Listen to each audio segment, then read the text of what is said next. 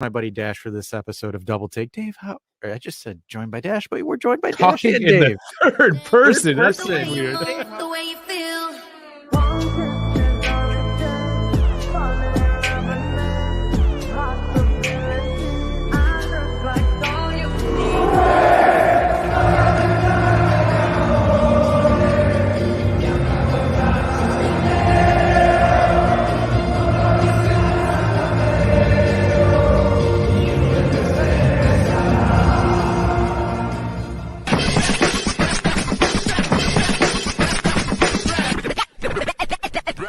Welcome, everyone. I almost forgot the mic.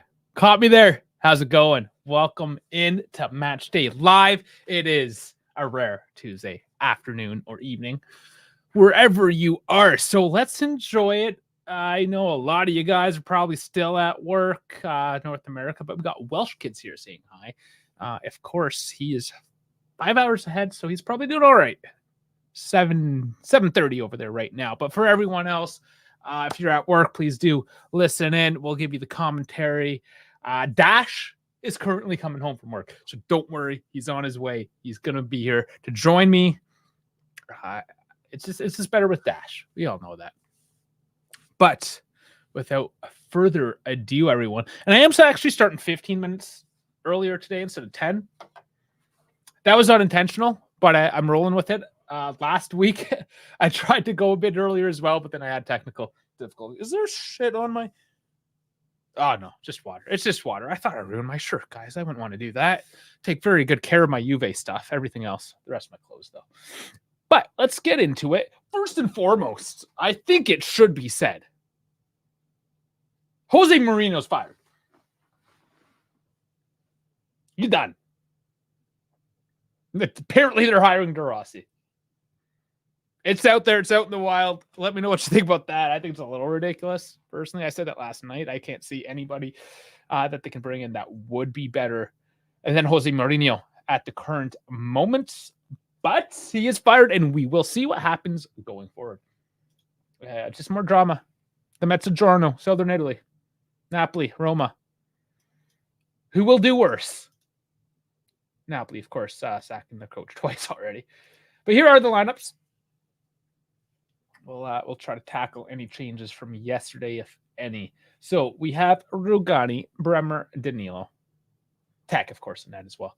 Kostic, Rabiot, Locatelli, Moretti, Cambiaso. So that's a bit of that was the question mark. Cambiaso playing on the right, Kostic on the left. So no Illing, no Wea. Maybe off the bench, we'll see. And then Yildiz Vlahovic. I think that was what was expected. So basically, the wingbacks, that was the change as of this afternoon. So now with Sassuolo, we got Prime Buffon, Cancili. Let's see if he busts that out again today. Vitti, Ferrari, Ehrlich, and Peterson. Midfield pivot of Henrique and Barloca. And an attacking three of Alariente, Thorsvet, and Berlardi with the lone striker of Pinamonte up top. So there are the lineups. I predicted 2-1. I know there's a bunch of predictions in the Discord, which you should all be at right now. So get in there. There is the barcode as well as the description down below. 2 ways to get there. And if you want, even I will send you a link if it makes it a little bit easy. So we shall move on then. That is the starting lineup. I'm sorry if you did not catch the pregame yesterday. It was a doubleheader yesterday. We did a pregame and the what was last night? The day after, I guess, technically. It was a bit, yeah, it was a bit of a mashup. But we did put a bit of a pregame in there as well, just for all you guys. So not to beat the dead horse on that too much. We lost 4-0 to them. They're the only team to beat us and Inter this season. But they're a point out from relegation. So, yes, they're in 14th, but 15th is at 19, 16th is at 18, 17th is at 18th, and then finally Hellsford in 18th place at 17 points. So, literally, less than a game forward of the relegation zone. So how they managed Inter and Juve, and if you can only imagine if they didn't get those wins, where they would be at the moment. Not great. Not great at all.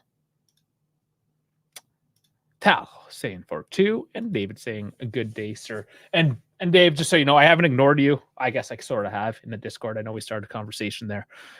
It's the middle of the week now, and it's game day. Things are busy. We will reconvene.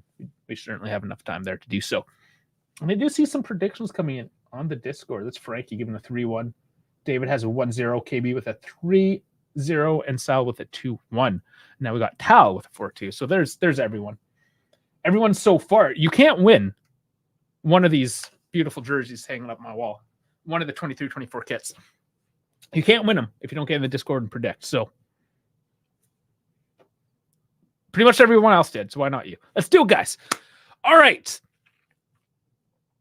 Let's go. Let's head over to the Twitter stuff. Let's see if there's anything good on the Twitter stuff to show you guys. Not that. We don't want that. We want to remove that. Just give you a couple cool little things to stare at as we talk through the next few minutes to game day. Just a bit of the warm-up. So home game, of course. And there's the starting 11. We already went through that. No big surprise. Let's scroll down. They have the full lineup. The full lineup for you. Man, they put a lot of stuff. And it was Lichtsteiner's birthday as well today. That's right. How did I forget that? Fard had actually made contact with him on Instagram today. Interesting enough. Pretty sure I scrolled. There it is. I did scroll completely past it. So we'll just make any notes. So midfielders, Locatelli, Costas, Moretti, Weah, Rabiot, Nicky C, Anange, Hassa. We're seeing both. Hassa, second inclusion in the first team now, 2 weeks in a row.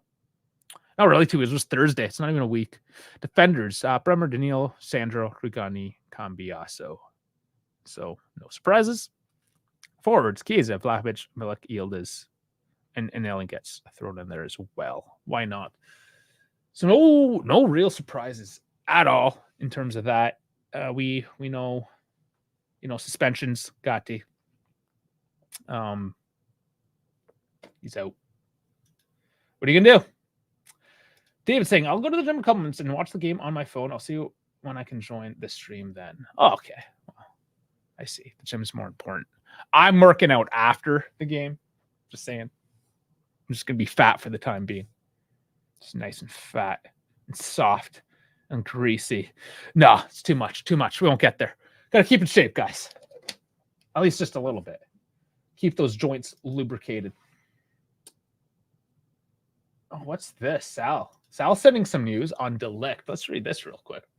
Bayern and Germany. Okay, so it is from a Bayern account. Matthias De Ligt's future at Bayern is uncertain. The relationship between the Dutchman and Thomas Tuchel is strained. A summer departure is possible, and it's a topic being whispered within the club. Max Erbel will also be in charge of this topic. In case of a sale, Erbel will be tasked with limiting the financial loss and finding a suitable replacement. Bad luck, bro. It's a bad luck. Frankie coming and saying, yeah, what's up, man? What up? Yeah, that is interesting. The writing was a little bit on the wall. I think it was a lot on the wall. I don't know. We saw this one coming, no? Well, the game goes to 11 p.m. You should have done it at 6 a.m. I don't know what to tell you, man. I don't know what to tell you. Good for DePep. He should go to Timbuktu, second division. Wow, do they have a second division there? The bench will be to God. Oh, man. Love it. All right, it's about that time. I need to get my Fubo stream up and running. So let's do that. Make sure she's running well today. She was not running well the other night. So let's hope. What do you mean? Just, oh my God. Just give me the thing. Why can't it just give me the tip? It wants me to sign in, but I'm logged in. I swear. Fubo. I know you guys complain about Paramount Plus all the time, but we cannot start a stream without bitching about our streaming service. It's just kind of normal at this point, no? is it working? Because it was trying to get me to the Fubo US site for some reason. Ridiculous. Here we are. We're good. Except the speakers, not good. there's always something, guys. Oh my, let's fix that. Blast you guys with my speakers all day. I'll just have to turn the audio off. It's that's why. That is why. Don't worry about my technical problems. This is why it's actually nice to have Dash.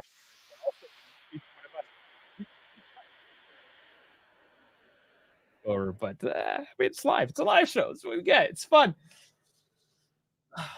But the stream's running fine. I'm happy. I was gonna freak out if it didn't. I'd be a very sad panda.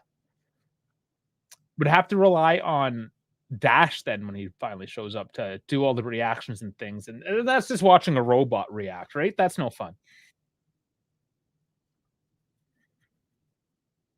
Okay, we've got Carnivale, Allegri. Talking managers, right on.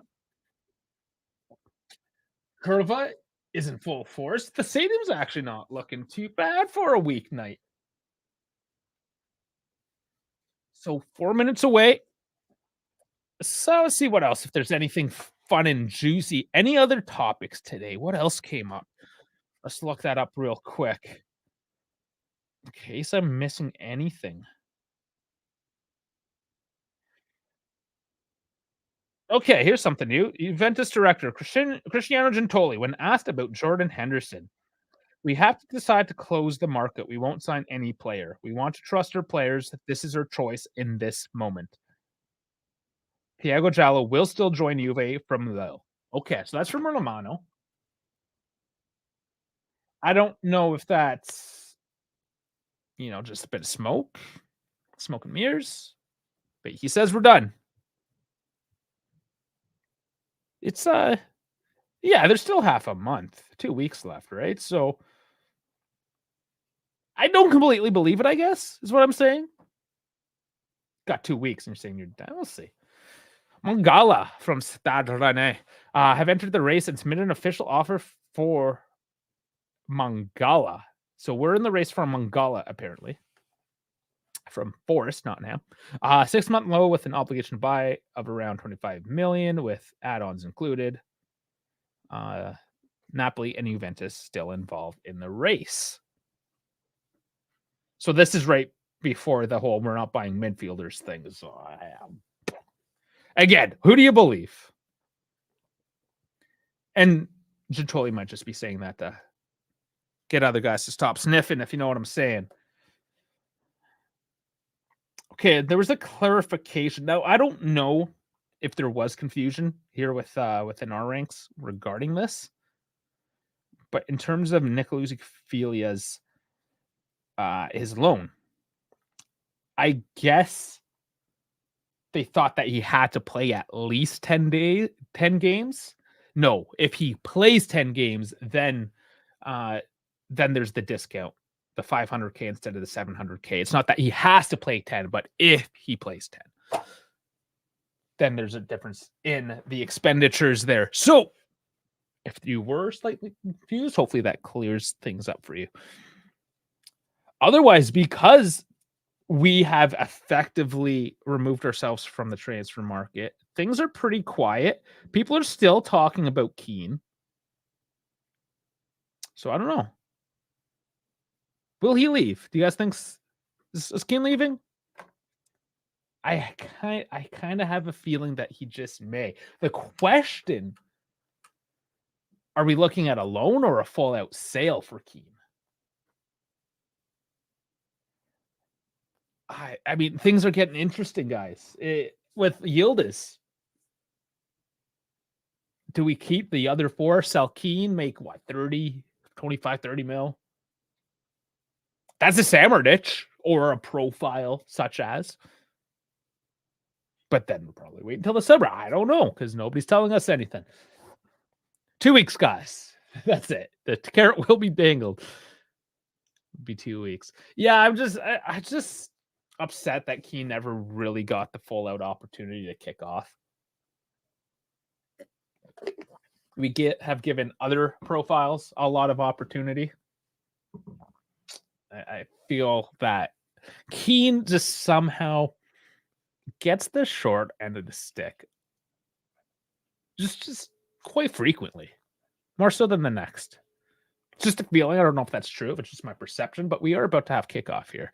And I'm realizing I spent too much time shooting the shit instead of actually getting the scoreboard ready for you. But that will be coming shortly.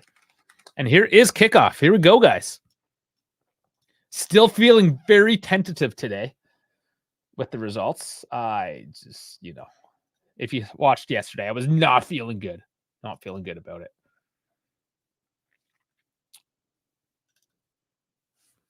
All right, let's see if that's Dash texting me.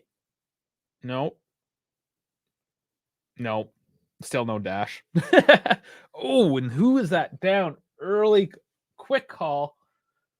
That is, of course, it's Moretti. I thought so. That small frame is of his just crumpling over. I think he's okay though.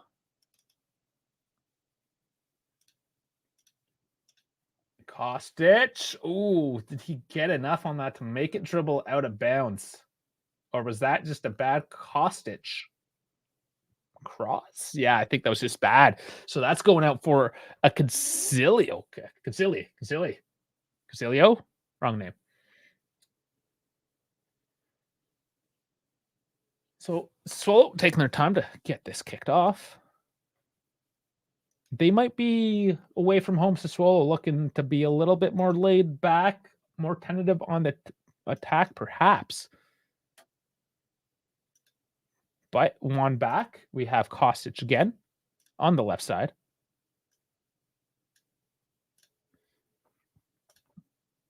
And I'm getting the screen ready for you just now. Just bear with me for just another second. Oh, cross in. That's cleared off the line by the Masked Warrior. Okay, so here we do have the scoreboard up for you. And I just will sync the time for you as well, and we will be on our way.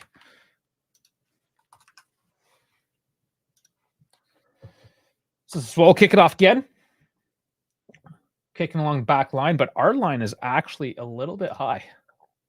Trying to press early. Time is sync, guys.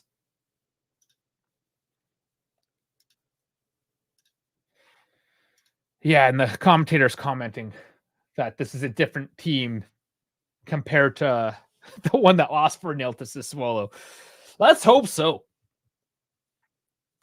But Juve looking very early that they want to get the lead and take hold of this game. I don't blame them.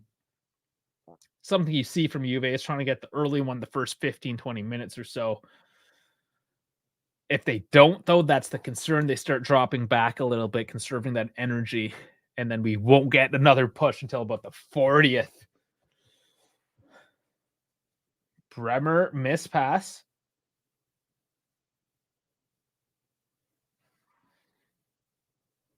Sassuolo maintain control, and again, very slow to build it back out. Peterson. Just cycling along the back right now.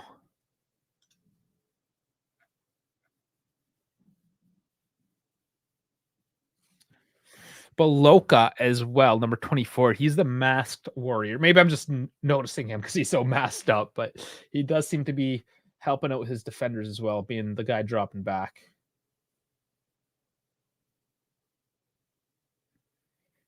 (50-50s). Loka has it. Brings it out left to Kostic.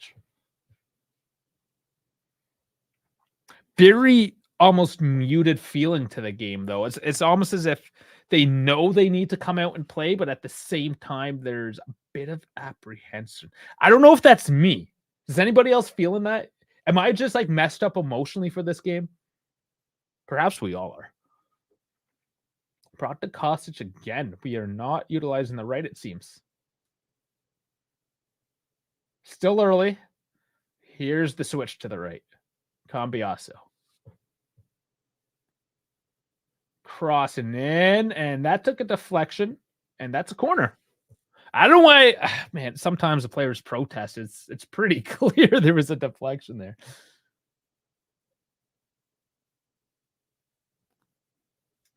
Was it 4-2? I thought it was 4-2. Why did I think it was 4-0? That was that was the last game. Last game we won 4-0. Yeah, you're right. Thanks for correcting me. 4-2. Laid off the cross. Moretti taking instead. I don't really like that because, yeah, you lose a guy in the box, but whatever. Ball's up for the 50s. Who wins it? Bremer towering over. Gets it. So Yield is on the left. Double marked, of course. Oh, gets it through the legs, but the third man up clears it off the line. Oh, man. Already looking a little tricky there, isn't he? McPirlo, you're talking about McKennie? Yeah, he's carded out. Okay, in the box, Cambiaso. Oh, tries to sneak through the legs. Not quite. Not quite. Concealed. He gets it. Tricky. Yildiz. He might be the difference maker again.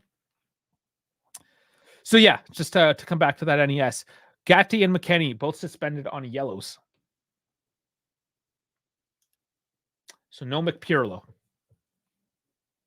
But it'd be like a Mac Pirlo. Would it? Or no McDonald's Big Mac? I guess it could go either way. Oh, look who's showing up. We got the big D and the double D. He's just checking this shit. He'll be here in a second. But yeah, NES, get in here. Get watching the match. Why not? Probably at work like everyone else.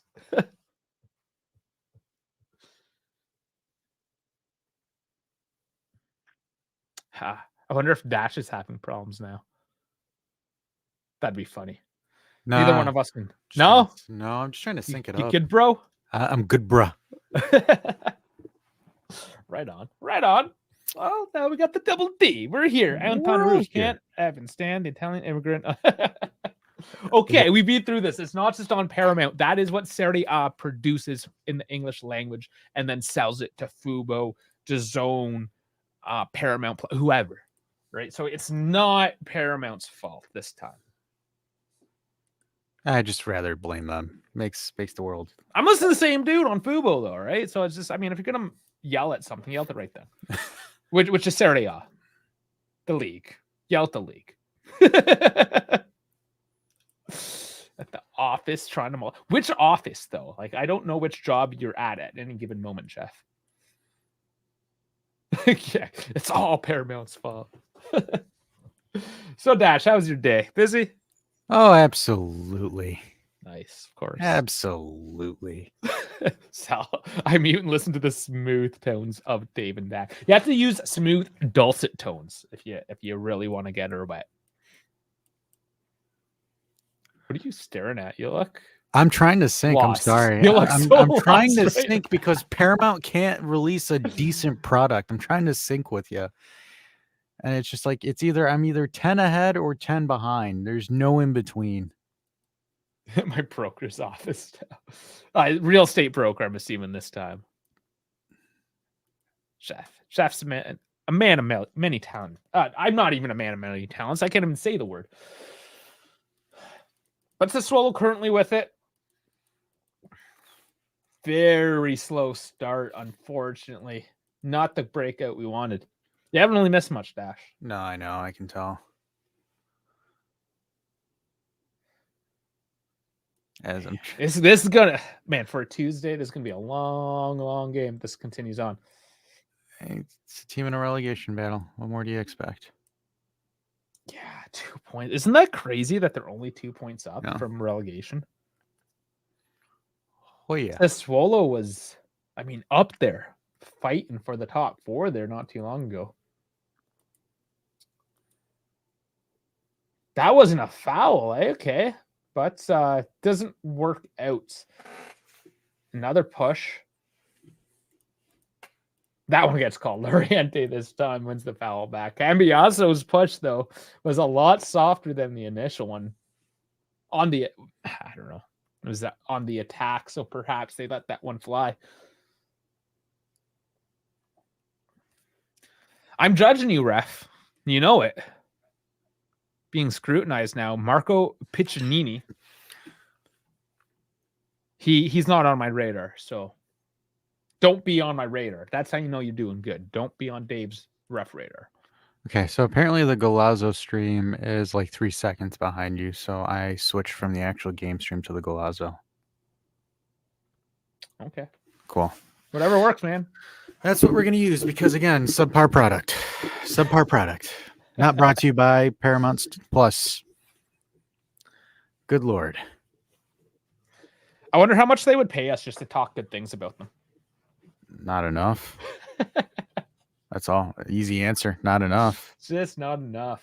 When you have like college broadcasting interns as your main pundits, you know that they're broke. It's bad. Did you know today is International Hot and Spicy Food Day? That's a thing? Yeah, you know how Google gives you like the little thing? So my search bar is like, That's surprisingly like anywhere south of Tennessee, it's hot and spicy day every day. Yeah, it just depends where you are in the world. Except Florida. Florida people don't like spicy food. They're weird. Really? That is weird. I think it's only just like Miami when you're starting to get into like Little Haiti or something like that. But like the Panhandle and stuff, like Georgia likes spicy food. Louisiana, Alabama, Kentucky, Tennessee. If you don't like spicy food, it's basically because either you got a soft anus or you get heartburn easily. It's one of the two. No in between. I love spicy food. It's good for you. It's absolutely clears that shit out, especially if you have a sinus infection. So good. Oh yeah, when I'm clogged up, I just get the spicy stuff I can do. Jeff's like, bro, I love spicy food. Jeff, you're Albanian. We're Mediterranean. It's kind of like one of those things where it's a default for us. Kostic gets released on the left, though. Oh, but you can just laugh instead of commentate. He went to pass to Rabiot, but just like ended up passing to himself, but passed too hard for both of them, and now it's out of bounds. I kind of love how he's just sitting there reflecting on life on the billboard. He's like, "Hi, my name is Philip Kostic. You're probably wondering how I got into this mess." Man, Vice City was so long ago, I don't remember any of the missions. Well, GTA 6 is coming out in a year or so. So on nice little again refresher. All right, so Kevin says the Curva is protesting for the whole first half because they want to have banners in the stadium. Can I just say that we have the softest fucking ultras in Serie A? No, don't you understand that the harder that you pretend to be, the softer you actually are? Like, if you're tough, you don't need to act tough. You just are. Rabiot given space. Not enough. He was given a bit of a tug. Not enough for a penalty. And the ball's back out to Danilo. But seriously, come on, man. Like, oh, we're not going to cheer or protest. What the hell does the players have to do with this? And don't buy tickets. Oh, wait. Because your job as the ultras are to be the cheering squad. And if you're not being the cheering squad, you're not being an ultra. You're not. I think it's that simple. Like, if it was a one-off protest or there's something major, but at this point, like, dude, like, oh, you want to protest? How about don't buy a ticket? Though they have flags and all these banners. Like, what different type of banner? Maybe some traditionalists will be like, well, it's a part of. I'm like, dude, like, seriously, at this point, if you really wanted to make an impact, don't buy tickets. Oh, wait, other people will buy your tickets. That's why. Like, you're an absolute waste of space to the stadium if you're going to sit there and be petty over a goddamn banner. Like, what is wrong with people? It does seem ridiculous. Like, it's the typical, I'm going to yell. It's an Italian thing, not just exclusive to Italian, but like it's part of the culture where, they'll just not have a job and sit there all day and bitch about all the problems that they're not going to fix. You already get cheaper tickets than the average guy. You get cheaper tickets and you want banners and you want this. Like, this is a good point from Sal, though. The real ultras are the ones that go to the away games. That's true. Yeah, because when I was in Empoli, the ultras there were on fire, literally on fire at times. that I can understand, but like at your home stadium, really? Yeah. Like, really? Loca Wins in the midfield, though. Moretti, Vlahovic, taking it long. It goes in. You kidding me? It was like, I'm just going to dig this thing. I'm just going to float this little pitch in the top corner. There it is. That's 1-0. a filthy Vlahovic finish. from outside the box. That's a very filthy finish. It was just so nonchalant. And no, it just took the space, hit it, and then just put it in there. Wow, that was a good finish. Where was that for the last 18 months? I have no idea. I have no idea. That was insane. Huh? That's good. I love that because there's none of this like, oh, let's pull this one back. Yeah. That was no, just launch it from outside the box, put it in. Bam! Yeah, it was just yeeted it. I have no idea how that happened, but it was. I mean, that's what you're getting paid for, right? It's a great interception of play here. Nice couple of 1-2, and hey, ironically, they built out of the back for this one. It just happened so slow. Like Locatelli Nice, gets it in the midfield. It's kind of interesting why. My question is why is Berardi marking Dusan? I think they're double marking both forwards. I don't understand that sentiment. And wow, that's kind of interesting because Consigli just kind of lets it go. Because it was a floater. It was just a weird shot, man. It works. You'll take it, right? Whatever works. It's a good finish. Maybe you can chalk it up to the goalkeeper there, but look. Hey. Who? Dash? No. He's doing the celebration. Oh, is that okay? Sorry. Yeah, I didn't say anything. Shit, why is everybody? I thought he was going back in history. I'm like, damn. Dash is softening up on Dusan. It's okay. Give him time. I'm like sitting there. I'm like, good lord. It's like, what do you mean, fuck Dash for? Because it's fun. It is clearly. Cordomuso. Anton says, put your conspiracy hat on. Is there really a conspiracy theory though? Yeah, where's the conspiracy on this? Yeah, I don't think so. That was just that. I'm liking this goal because for once I don't have to go into conspiracy about reffing or offsides, VAR or whatever that. It was just a damn straight up goal. Yeah, that was a nice shot. It was a nice shot. Yeah, it could be when they float like that, right? They like the flight or your projected flight pattern on. I was so confused with it because I saw it and it like skimmed his fingertips and I'm like, oh, because the goalie let it. No, Concealy always like pulls prime Buffon. I think that was just like a floating dipping changeup that messed him up. He probably got a new Fiat. He got a new Fiat for that. I'm not mad. Not at all. That's impressive. Hey, I wouldn't let a goal in for a Fiat. No, but like think about it though. When you look at it from the shot, the way that he took it, created his own shot and ripped it. Yeah, you can't really say anything. It's a good thing there. And they had a little bit of space, right? So this is Sassuolo, the current Sassuolo not being able to be defensively sound in the back. I don't think the Sassuolo knows what the hell they're doing. No, they looked lost. Yes, there was the turnover in the midfield, and that confused them, put them on the back heel. But there was still plenty. Like Moretti took the ball, waited a little bit, passed it off. Vlahovic looked around, then he shot it. It just looks bad on the Sassuolo side of things as well right now. Yeah. Here's another loose ball that Frankie says Dusan got that Glock 3000 last night. He probably did. That's why he's sharp. Hey, whatever. Like I said, whatever. 3000. It is lots of sucking, David. Lots of sucking. This is like is this a rap song or something? Like, Billy Joel. No, it's not a song. It's just Gluck. Oh, Gluck. Oh, because I'm saying Glock. Like Glock is an Austrian firearms manufacturer. It's a lot of sucking. Because he used capital, right? So capital G Glock is a company. That's where my head went. It's autocorrect. All right, there involves slurping and sucking, David. That's what. No, I get Gluck, but Glock is nuances. Jeff says, is it just me or does Dusan and Yildiz partnership look good?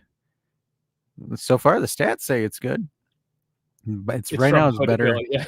It's better than Ducey and Chiesa. And yeah, the Yildiz Dusan partnership. I think there is something to be said about having both of them, but Yildiz was not really involved in that play, so it's just a weird one. Yeah. It just worked out. As Josh over there was saying, dude, Yildiz gets like a mega game. He's averaging a nutmeg a game, which is actually quite entertaining per se. Okay, what's a pigotto? A dove? A dove. A white dove? I'm so innocent. Yeah, I don't know. Because it wasn't Glock, it was Glock. Dave is so innocent. Dave's that's funny. You don't even know. It's like a Pokemon, bro. You mean a Pidgeotto? You're not. Listen, just continue speaking Spanish. I'll understand that more than Pokemon. I just work here. And yes, they're both part of Stellantis. Yes, yeah. Chrysler, Dodge. It's just rebranding the whole Chrysler Dodge thing. Dodge only makes the truck now because they couldn't make anything else that didn't fall apart. Their trucks just fell apart the least of their lineup, so they rolled with it. No, the Rams? Yeah. Oh yeah, I was gonna say they are the cheapest truck on the market for a reason. I'm not talking shit. You just get what you pay for. Mine hasn't. I've had mine for years. Mine's a beast. You know, Ford F-150s are the ones that are frowned upon here in the United States. Yeah, Americans are weird with their trucks. They don't buy trucks for what they can do. They just buy trucks because it's what their grandfather bought, and then their father bought, and now they're going to buy because they can't think for themselves. That's how American truck buying works. Generational grooming. That's how most marketing companies work. Yeah. Your grandpappy bought it and your pappy bought it. Why don't you buy it? And you then buy it again when you become a pappy and a grandpappy. And then I think people's asking, where's Alexandro? He's left bench. Yeah. Why do you care? He's like, what the fuck do you care that so much about it? Tundras, Gompacho is saying Tundras. Tundras are actually well liked. Tundras are actually solid. Now that's the other end of the spectrum. Or like I love Toyota. Toyota dealerships though are assholes. They're all assholes. Oh, Toyota, very big asshole because everybody buys, so they have. Yeah, I have a Tacoma. So much a supply. What is it? There's the Tacoma or something like that. Like there's that.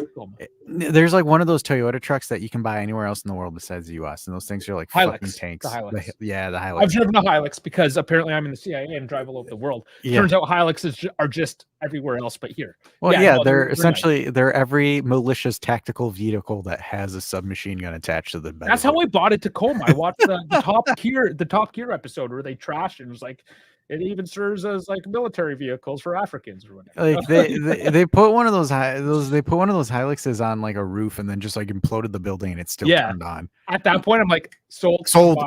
I'm buying. I was looking at Fords actually at the time, and I got a Toyota. Because you know what's funny? Because like anytime you watch like a spy thriller, like any kind of spy show or like action movie, all of the bad guys drive the Hilux. Like it's they not have just the movies. Like it's in real life. It's just real life. That's just how it is.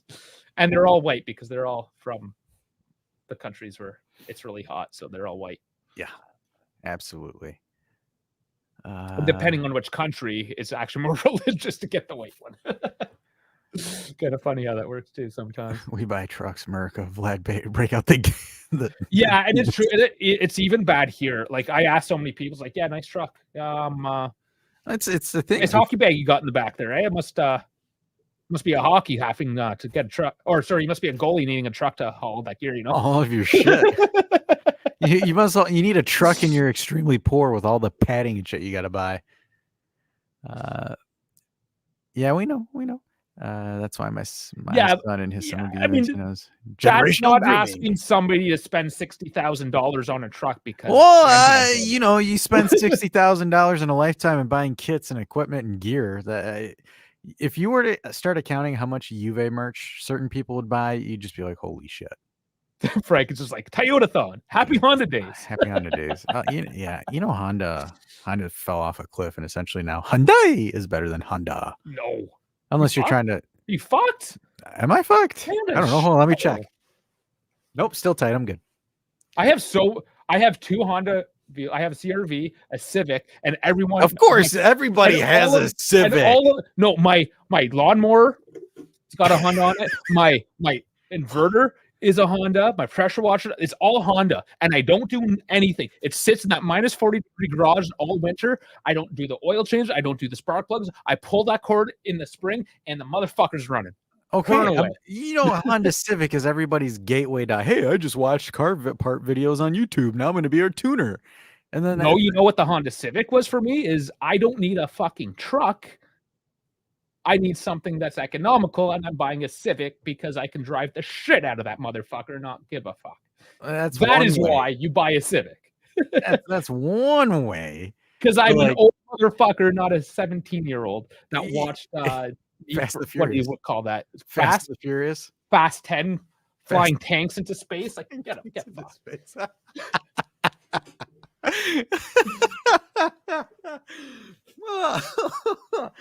Oh, that's funny. Frankie had a funny comment here. He said Hyundai and Kia get broken into and so on so easy. Yeah, they get broken into, and people used USBs to load jack them. That shit was hilarious. It's called Flipper, and you can get off Amazon, and it works on every car. It's just the Hyundais and the Hondas. It's not that they're easier. It's just those are the ones that you get money for. Yeah, because you can fit a USB stick into the actual ignition switch. So like people were using flash drives to steal them. But you can do it wirelessly. That's what I'm saying. Like what you're talking about is old school technology. Flash drives are old school tech? Holy shit. Where have I been? I don't know. But you can go. I'll see if it's still on Amazon. I can show you what you can buy. Dave, stop. We can't be encouraging our youngsters to commit Grand Theft Auto. Do it in the game, not in real life. No. This isn't made for hijacking cars, but somebody has figured out how to use it, and you can buy the thing off Amazon. Like that's how easy. It's not just a Honda thing. You could just buy this toy. It's literally a toy.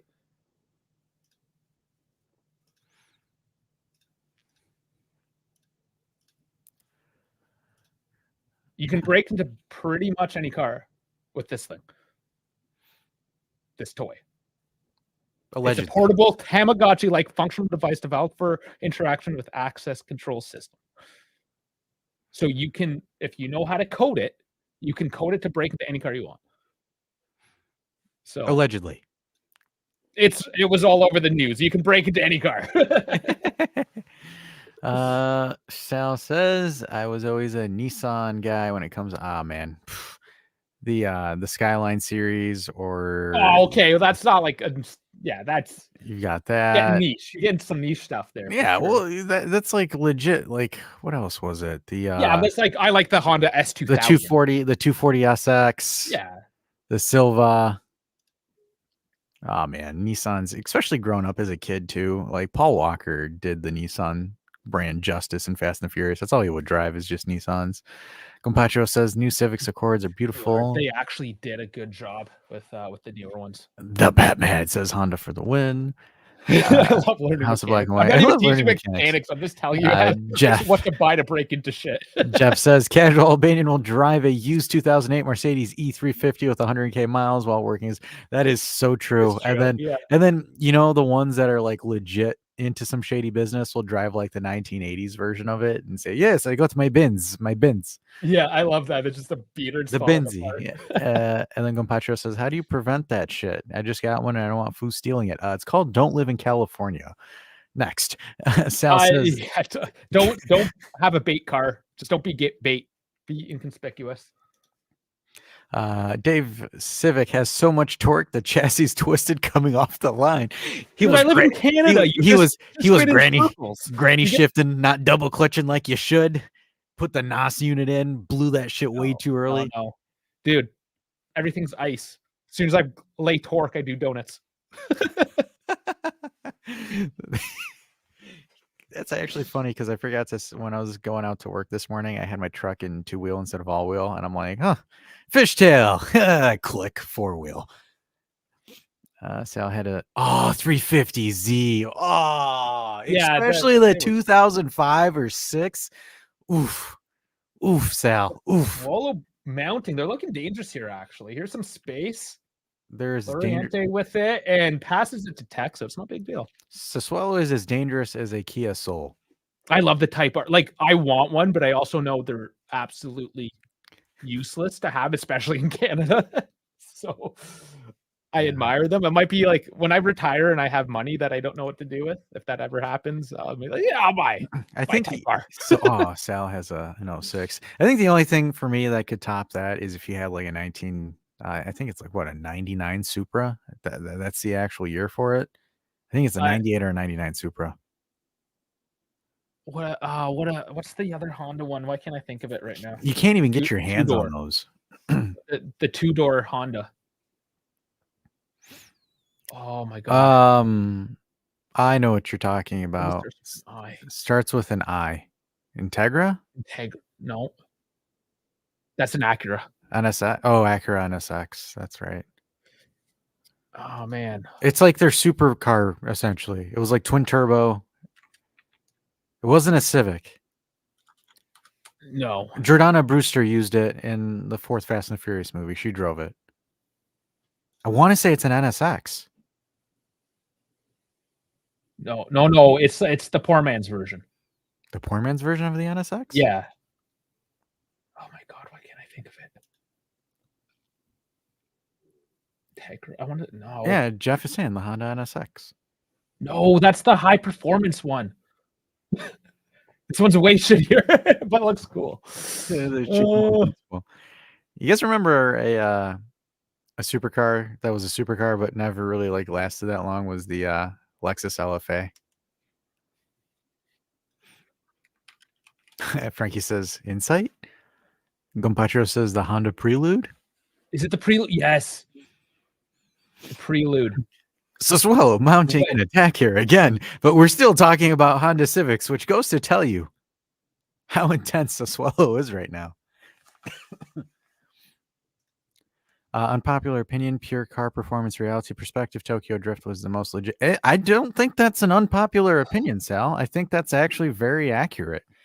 Like, I think Tokyo Drift became like an acquired taste. Like it sucked at the beginning because it wasn't diesel time. Like Vin Diesel wasn't in it, neither was Paul Walker. So people are like, oh, this is gross. But like in hindsight now, I think it's probably one of the more loved Fast and the Furious movies out there, Tokyo Drift. Never watched it. That you might like that one. There's not over. It's just racing. I hate bad movies. It's pure drive. It's just pure racing. It's like it's an American version of Initial D. And if you have not seen Initial D and you're a car enthusiast, watch Initial D. I haven't. You know, I don't watch a whole lot of stuff. Oh man, 1980 Corolla, that thing, the way that thing handles the mountains in Japan. Oh man, it's on Netflix. You can watch just the movie version of it. Initial D is incredible. Yes, and Tech makes the save. The camera angle, I thought he might have spilt it at first too there, but there's a punch. Initial D. But it lays to Gloriente. Oh, wild. That one's not going anywhere. Yeah, I think just like anything, once you get to the second, third iteration of a movie, show, season, whatever, no, you lost me. Really? You're just kind of like a one and done kind of guy? If they continue to make good ones, I would continue to watch good ones. That's fair. And no, Sal says Initial D sounds like an adult movie. It's Initial Drift, but like the Japanese are very vague with how they call stuff. The actual name is Initial Drift. There's a movie on Netflix. Like it's an hour and 40 minutes. Sassuolo's starting to mount here. They're trying to make something of it. Good defense by Juve to clear that out.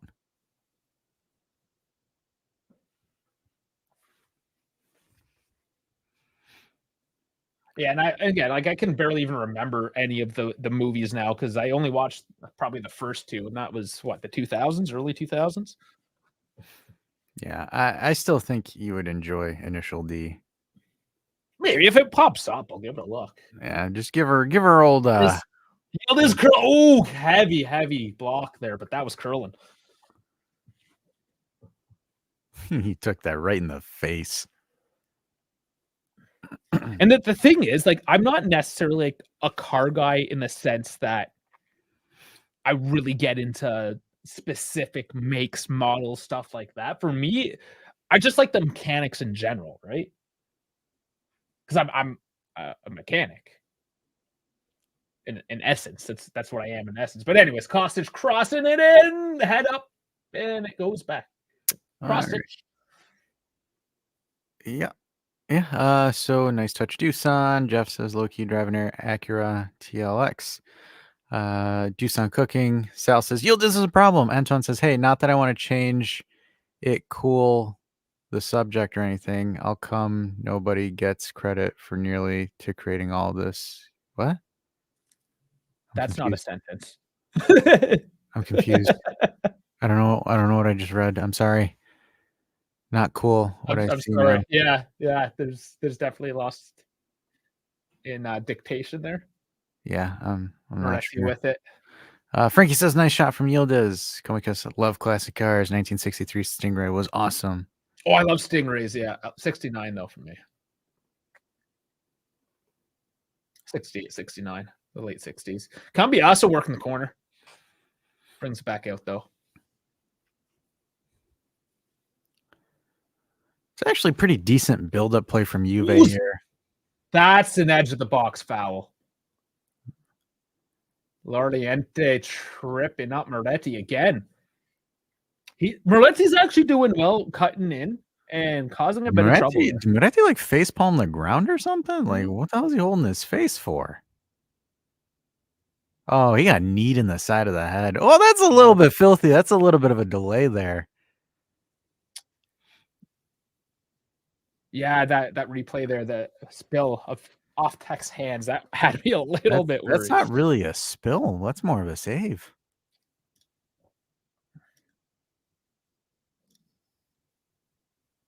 Y'all fuck with the Zet. Yeah, I mean, Z06, one of the better bets, I would say, of the newer generations, because they went to shit after that, I think it was. I stopped liking Corvettes after that. There's a couple nice ones, but yeah. Z06 is a plastic death trap. I remember that. Or no, it was the ZR1. So Doosan, this is a very doable range. Very doable. Relatively quick. That goes in! Off the crossbar! That's two! It's a deuce! Damn it, I hate this delay. Oh my god. How much you delayed? Like 2 seconds. Deucey with a deuce. Hey, he saw Milik with the hat trick and he's like, I need to get one. Wow, Doosan's night. He's 70 million now. Let's go. My lord, guys. I'm not It's just stepped up to that ball again. Has he must be getting laid because he's so much more relaxed. He must be getting laid. He must be getting laid. Yeah, well, look at how much calmer he is here. I know, he's more relaxed. He didn't dwell on it. He didn't huff and puff and make us. He just walked up and put his foot through. Yeah.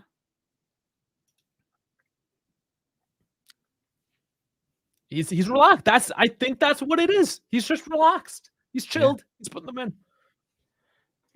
Oh, look at that. Just right through his hands again. Well, the shots are. Well, the first one was tricky. That one was hard. Yeah, he's just hitting him with pace. Oh, hey, it's good. And this is how good Juve can be when they have a striker that's finally firing. Yeah, really. Like, seriously, this is what you and I have been saying for months now. Yeah, if our striker starts scoring goals, if our strikers start being productive, we look fucking amazing. Who would have thought that you need strikers to score goals? Oh, shit. Because I guarantee you someone's going to sit there. I know there's going to be a lurker that's going to sit there and be like, you guys are cheering for him now, but you guys were like trying to get him sold. Yeah, because he wasn't performing. Like, okay. Fiat theory is gone. What a shot, yeah. Yeah, that's kind of true, eh? But we haven't seen getting laid Doosan take a penalty yet. So. Yeah, that is very true. We have not seen a Gluck Doocy take a penalty. Could you believe if that's actually the reason behind his turnaround? It is. Why? How could it not be? Could you? Got a girlfriend, and all of a sudden, he's moral of the story: you want to play good football, get laid. I guess that's the moral of the story here. Because like, apparently, Chiesa needs to get laid next. Oh yeah, no, he's gonna be like the sole source criticism. But if he's the only one not performing, you could say Keane at this point, but he's not even playing. Well, yeah, I would say that, but See, Dana knows. Dana says get laid is the answers. That's funny. I think it's the He's got that case. nice suit going. He knows what he's doing. I think that's the case. It really is. Yeah, and Frankie says he has to show off. Frankie knows this. Hey, man, go when you play in a Latino league on the weekends and they bring their girl, you see some crazy shit. Crazy shit. It definitely has an effect. It so does. All the players become better in front of a girl. I'm telling you, man. Antoine Rouge is done. Jeff says Brazilian Ronaldo and Ronaldinho. Some randoms before the game before. Sal says Romelu who? Luhu? So no, this is actually kind of interesting because I have heard some coaches, various sports, doesn't matter, that will have like a strict no sex, no fooling around policy before. It's Antonio Conte. Is he one of those too? Yeah, him and Guardiola. Because I've seen like hockey, American hand, football, like it's a thing. It exists throughout sports. And which I don't understand what the negative is, right? Because you're releasing stress. But then you're losing that extra testosterone. But you can argue like a 19-year-old makes that extra testosterone in 5 minutes. I was gonna say it takes like less than a minute. Yeah. I don't know if there's real science behind any of that. It's because of Rocky. Do you think that it's because of Rocky where they get that? There's probably some bro science coming from somewhere. Yeah. Sal says the original woman we can women look. I can't say it with the Rocky. Oh my god! Did you see that? Oh, Yildiz is looking good, but it doesn't pan out. Yellow. There's a yellow on that play. So Yildiz picks up. Yeah, that's crazy how much happens in like 2 seconds. Anthony it's one of those games that's like nothing. Bam, goal. No Vlahovic, no party. Apparently for this game, for sure, or the last 3 or 4. I guess it's because what was it? Well, he was in the attack and he took him down from behind, so I can see where he's picking up a yellow on that one. Dangerous spot again. Batman says take out the frustration on the opponent. Campacho says so excited for this DV9 Juve hat trick. I mean, if it happens right now in the 42nd minute, I'm shutting this down. I'm going home. No, we're just going home. It came over. What if it's like seriously though? What if it is because Milik got a hattie, so he's like, I'm gonna do this next. And you know what's funny? Milik didn't even get the actual game ball. I just got a random ball. Yeah, just like gave him a random ball. But here it is. Not this time. That's too far. Not this time. Yeah, that's way too far. It's a good shot. Went cross post, but too far.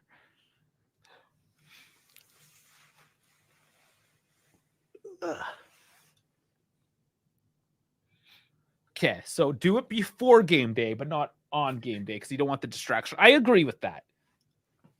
You don't want her in your head game day. You probably don't want any of them messing you up. But Vlahovic steals it. Dangerous position. He's got support. What does he do? He goes for the shot. It's blocked. Locatelli picks it up.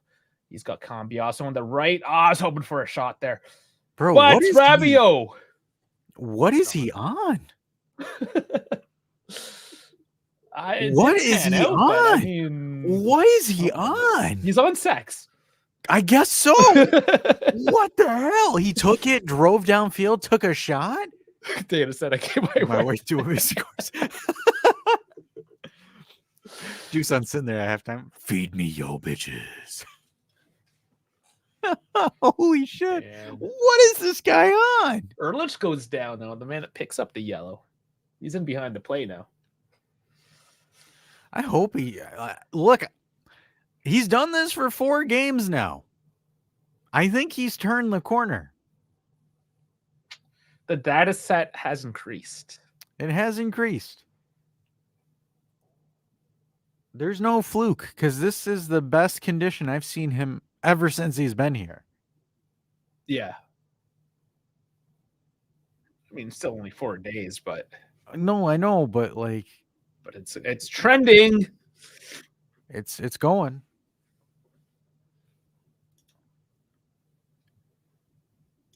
Yeah, he's at 9 goals of the season so far. Yeah, he's there. He's a fluffer. He needs a fluffer. He needs a fluffer.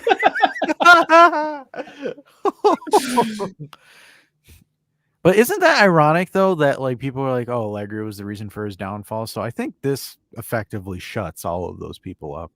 People were looking for a scapegoat, and now they're He wasn't losing the good. Well, okay, well, so who's their scapegoat? Yeah, Maybe who's the Kostic scapegoat once in now? a while, maybe a bit of Chiesa, but people are fanboying over him still. Like, Sandro, who cares?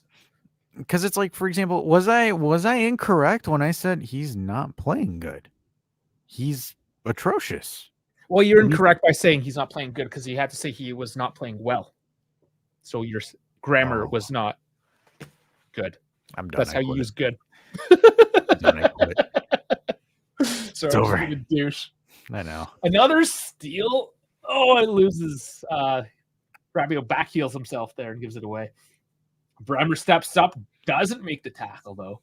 Sassuolo in the box, cross, and a nice cutout there. Last second by Kostic. Tracking back. So Kostic defensively. And that's where we have to be careful because offensively we get frustrated with them, but he is willing to track back and make those tackles. I'm okay with that.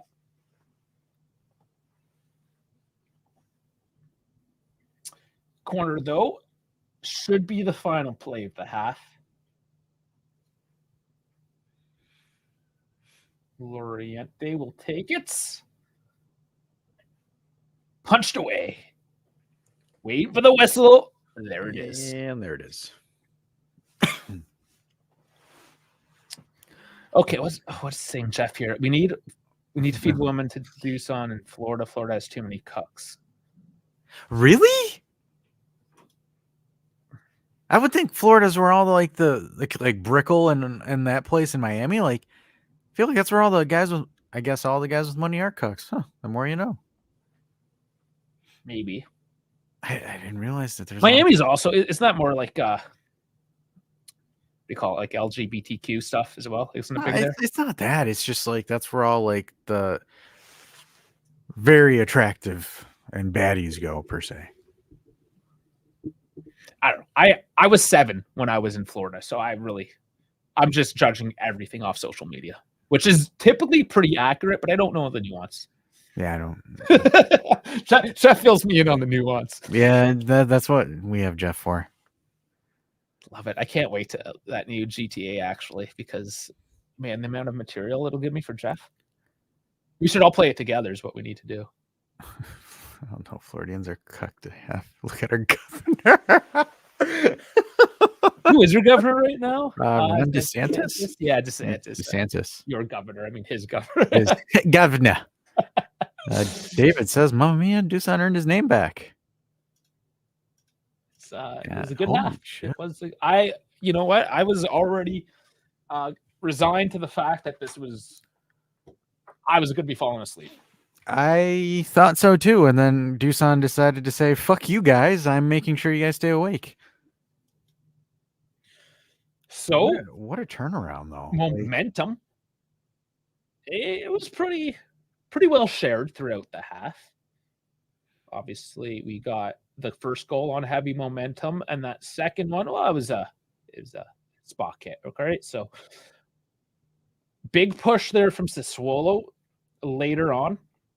That's where things got a little bit hairy, but we did hold the line and immediately afterwards get that goal back, right? So that's very Allegri-esque. Yeah. Absorb the pressure and just, I mean, they didn't attack and get a goal, but they attacked and drew the foul, which led to it, right? So in my book, same. Yeah, look, so I'm looking at it. So since December 23rd of 2023, somebody confirm when Dusan started dating that girl, because since December 23rd, he has been playing pretty damn well. Somebody get on the gram. Figure out when that guy got his willy wet. But I am gonna say it, dude. This guy's. You got the Frosinone match, the Roma match, the Salernitana match, and the other. Oh, he didn't really play. Was it the Dolphins versus the Lions? No, it's the Tampa Bay Bucks versus the Lions. The Bucks. That's gonna be a fun game. That is going to be a very fun game. You know, it'd be funny if people started putting eggplant emojis on Doosan's like post with her. Just be like, hey man, just keep doing it. Keep on feeding. Keep feeding the eggplant. And then Sal says the Dolphins are frauds. I mean, the NFL's a fraud. I'm just throwing names out that I reckon. I mean, I had a 50-50 chance. I'm so sorry. And nobody likes the Buck. Like when you think of a franchise in the NFL, I mean, the Dolphins, the colors, you're attracted to it. They got Dan Marino and Jim Carrey. Yeah. Dan Marino, Jim Carrey. That's all I need to know. As the Batman says, behind every great man is a great BJ. David says, don't steal my tinfoil hat theory. Compatro says, maybe true. Remember Pipala when he got Oriana, then won MVP? Yeah, but then he won nothing after. Ironically, speaking of that, Mourinho got canned. Covered it. Dusan covered 5.7K already. Holy shit, that guy. Touches, 4 in the box, 4 shots, 2 goals. Dude, I'm telling you, she's like, if you run 10K, you get to smash. So Dusan's running like a fucking rabbit out there. For your striker to run 10 plus, my God. That's wild.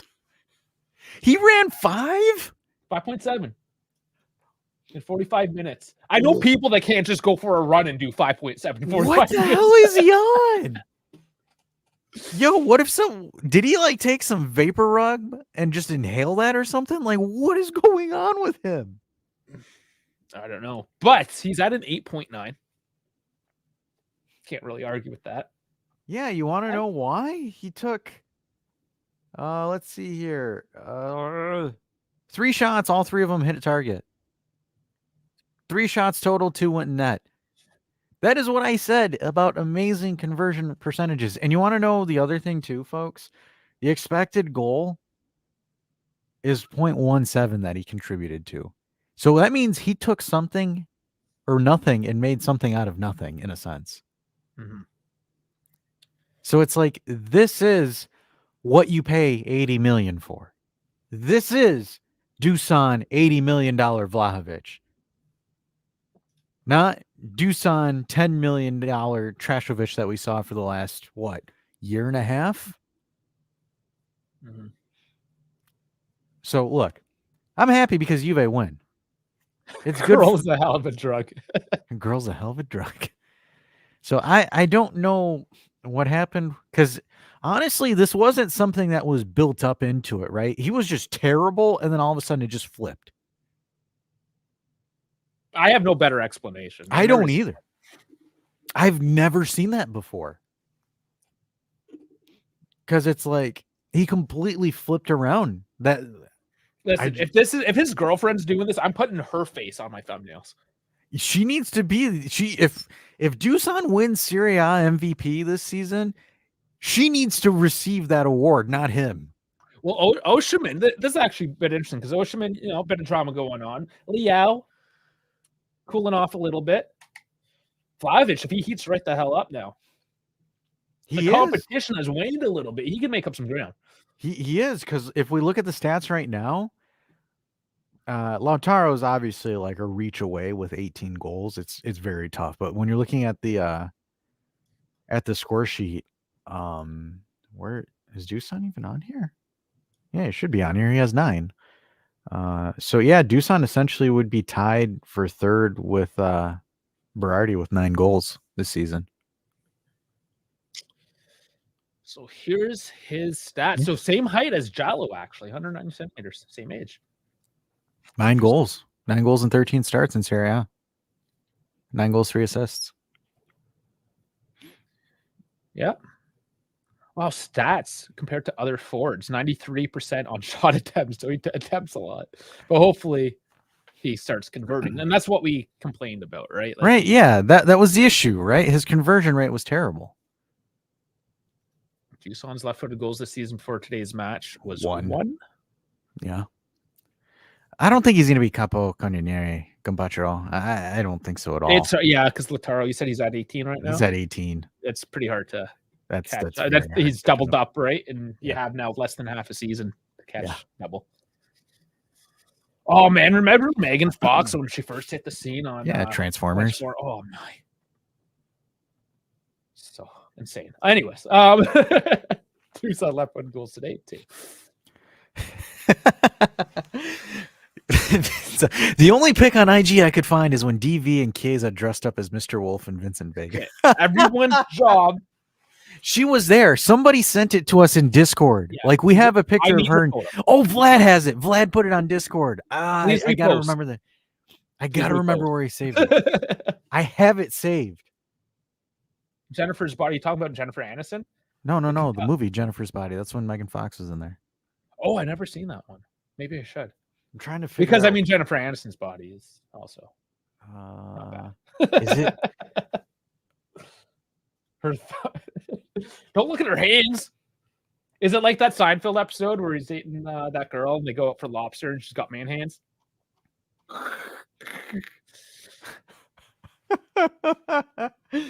Oh my goodness. This is the only halftime show where we don't break down the game and we just go on random segues.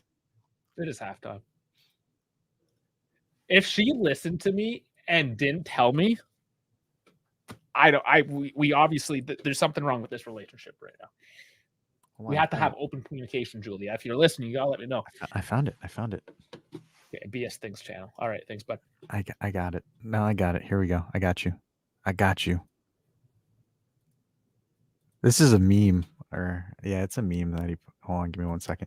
Did you guys post the non-meme one on the general, or did you guys post the meme one? Oh, Dusan making Concealy. I feel like I got it. Here we go. I got you. Making Concealy look like salami today. This is Vlad. Oh yes, this one. Yeah, that's her. Whoever she is, she needs a statue. I also would like one without the writing on it, so I can just cut her face out without having. Yeah, well, you have to ask Vlad because Vlad made the meme here as a joke. Oh, did you make the meme? Do you have the original photo? I think Vlad should have the original photo. I want the original photo. I need to cut their faces out. Whoever this woman is, she deserves a statue. Vanya Bogdanovic. She is a saint. She is. You know what we're doing right now. She has done anything that no coach, nobody else can do, and that has turned Dusan Vlahovic's career around. Like, I've never. That's her? Well, shit. Vanya, from behalf of the Turin Giants, we thank you for turning this man's life around.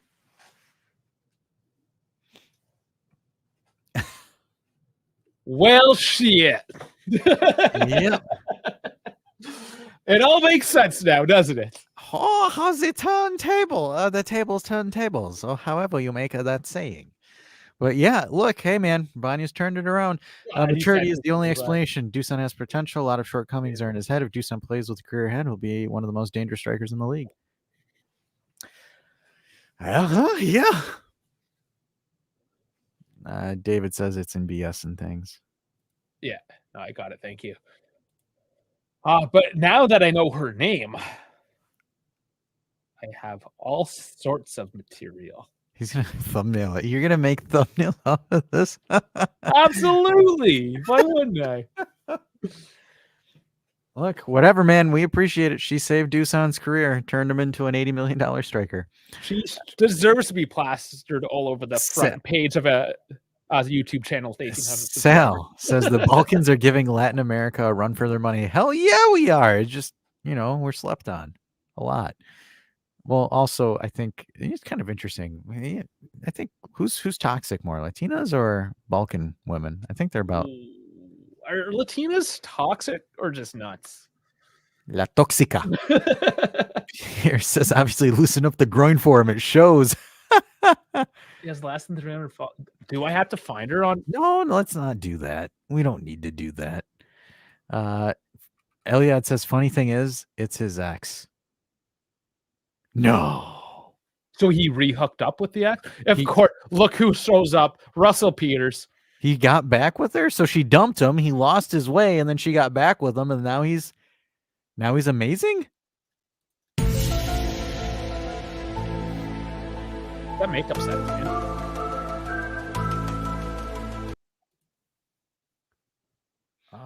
Search. Here we go.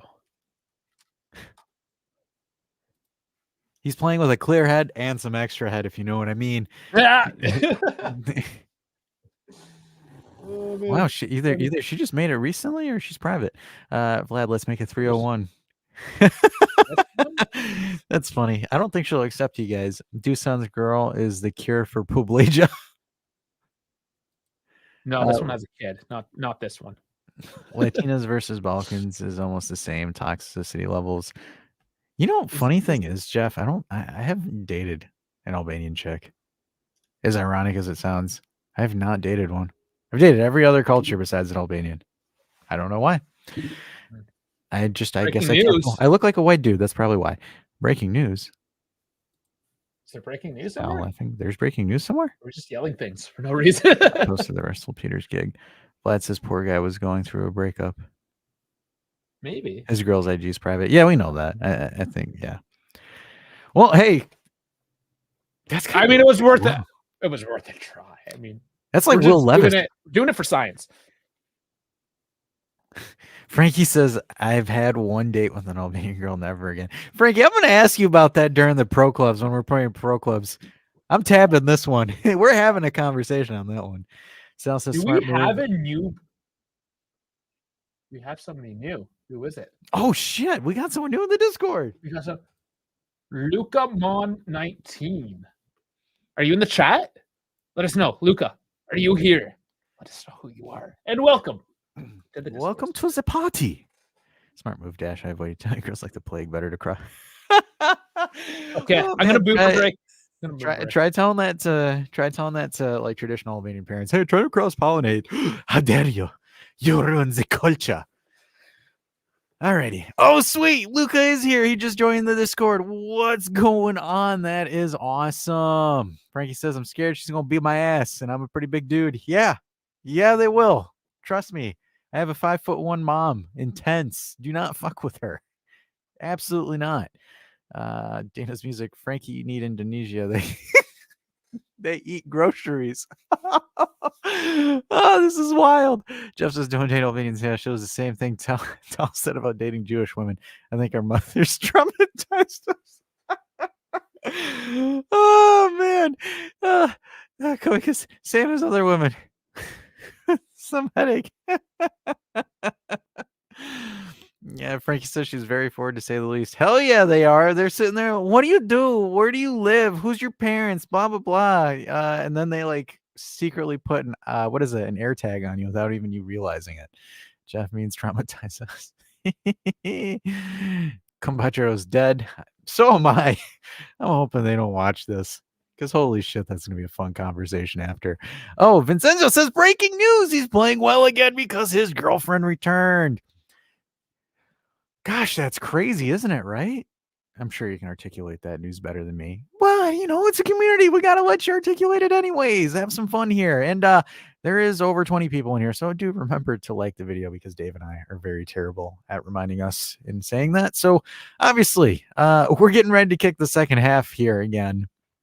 Well, we totally got segued because obviously I think this game is a cruise control finish now. 2-0 up against Sassuolo.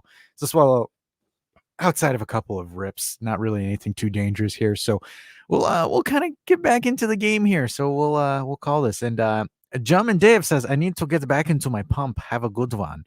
Because only David can listen to us, watch the game, and get yoked at the same time. David, you mad lad. Dana's music says, let's go.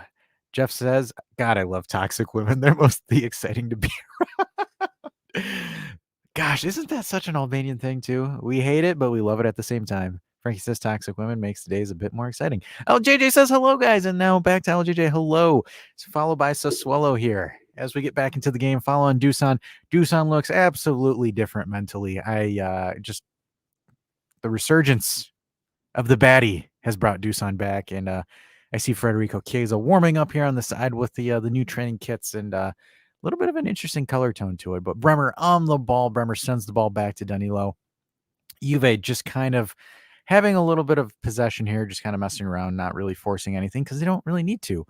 Mispass by the Tekanator, and it gets played out by Daniele Rugani out of bounds. And looks like Rugani switched over to that right side, and Danilo is hovering to the left. Missed a full minute and a half. That's wild. Did you fall in there? No, I put socks on because I'm freaking cold. Huh, Mr. Who wears socks in the house? It was in the middle of the summer. It's like it's going to like minus 25 tonight. All right, like it's cold out here. I know, we can tell through your sweater. Is it my nipply? I made you look, though. I didn't look. I just felt. Field. Felt. Sal says with no Gatti to have a reverse assist or an own goal, we got a good shot at a clean sheet. True. Hopefully Kostic doesn't forget who he's marking. Compatrio says Chico is Squidward watching Yildiz Patrick and DV9 SpongeBob. That's funny. Frankie says, chill, Sal. Don't trash my beloved. Oh, man. I think, honestly, like, calling games is boring at times, but, you guys chat. You guys deserve a round of applause. This was probably the most entertaining halftime conversation ever, talking about toxic girlfriends. Thank you, Dusan. You are a content gift that never keeps on stopping, or I can't even finish the sentence. Fuck. The gift that keeps on giving.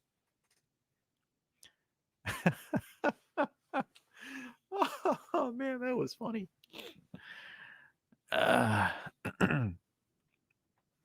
Anton, how do you lose against them 4-2? It was raining and some bullshit.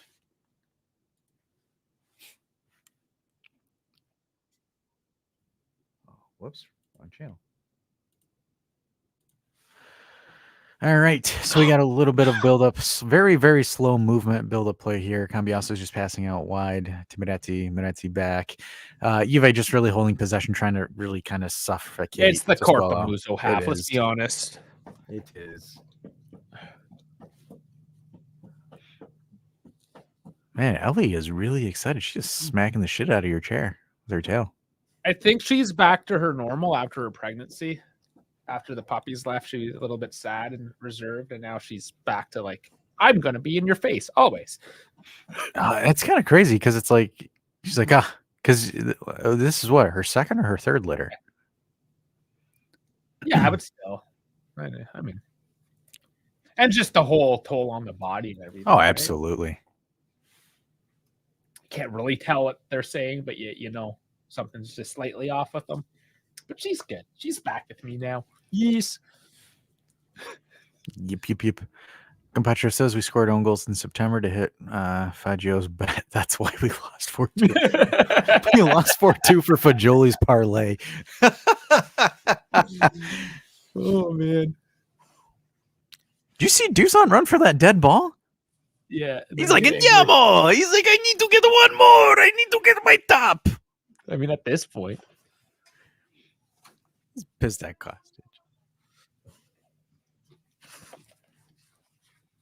Yeah, this is like the most Ellie you guys have ever had. I think she's chilling out now for a bit. She'll be back.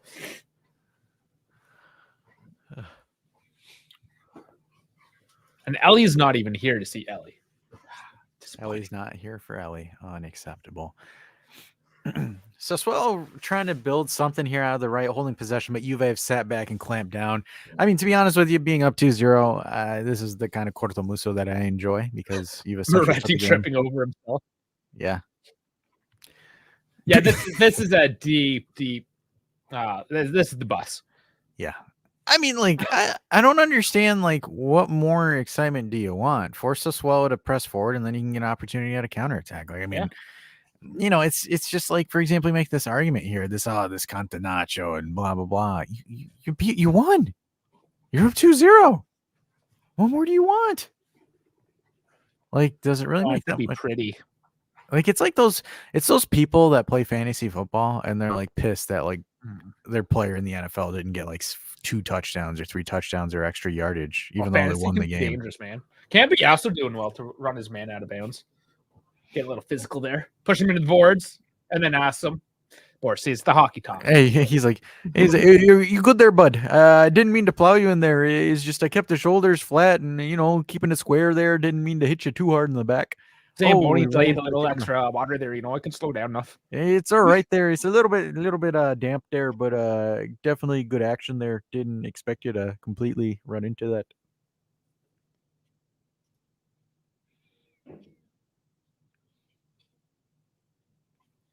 We never brought up. This is something we should discuss as well at some point. So please do bring it up, chat or dash. Ederson from City pissed off the delay offside calls from VAR because he got booted, and now he's fucked. Ederson. Really? Yeah, he's injured now because he got booted because the challenge came out off a delay when it was like clear offside. Huh. Yeah. Ooh, that was ugly. Rabiot's getting the yellow there. He's got to be getting the yellow. Is he not? Kevin actually got a really good shot of the Dusan free kick. Oh, nice.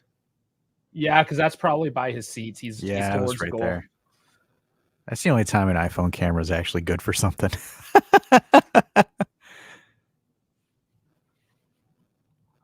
iPhones are good, just not good enough. Berardi taking one, but it goes wide. Oh, that's petty, but I enjoy it. Well, because sometimes they have the best camera. They always say they have the best camera. They always say they have the best, but when you actually put the stats down.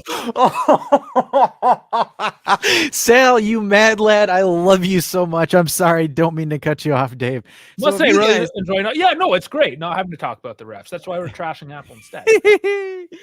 Oh, this is funny. So if you guys are quite familiar on X, there is a profile that says 542 days until Szczesny's contract expires. Just tweeted.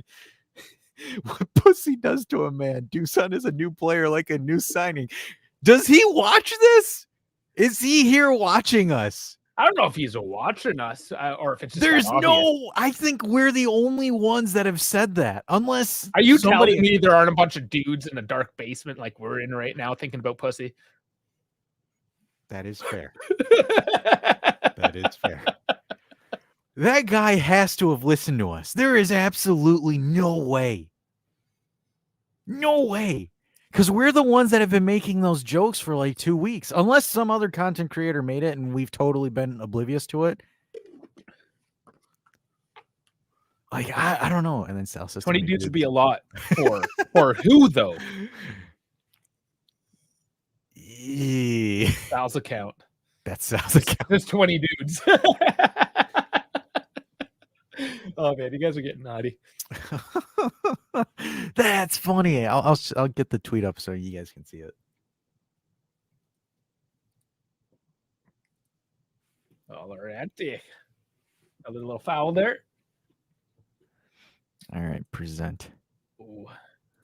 Is that guy sleeping? One of those Sassuolo managers. I'm pretty sure he's asleep. There you go. Oh, wait, I gotta do this. Bam. There you go. There's the tweet.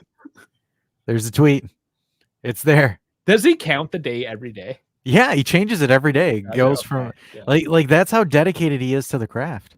Yeah, I never actually tried to confirm it. I knew the numbers changed, but I never actually looked day to day. Like Elliot says, not my account. I'm not Polish. This man Dusan is on one. He is on something.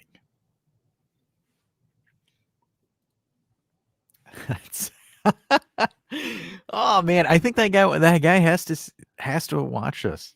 There's no way. Or he's just another pathetic dude in the basement. Stop calling us pathetic dudes in basements. Are we not? Like, just leave me alone.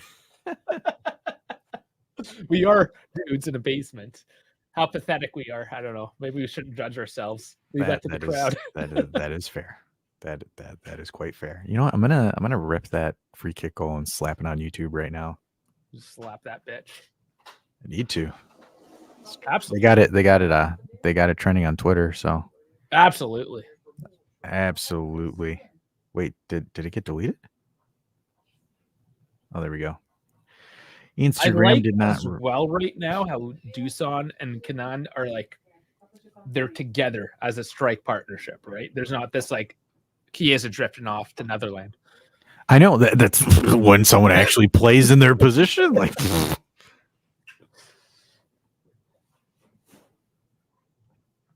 but it's true. Like Chiesa is the next man up at this point. Yeah. Yeah.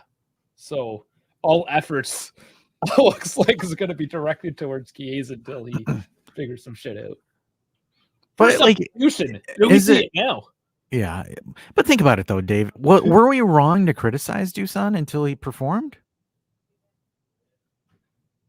Okay, so Chiesa, Yildiz, way up Moretti. Sorry, ask that again. So, like, think about it though. Like, were we wrong to criticize him for the past couple of months? We might have been on the harsh side, perhaps. We might have, but we're like, I'm European. I'm always harsh. Okay, well, we have excuses, I suppose. Because it was valid. I think it was valid, right? It wasn't like we were nitpicking or talking out of our buttholes about stuff. Like, it was like, hey, he needs to finish. His conversion rate's bad. This is this.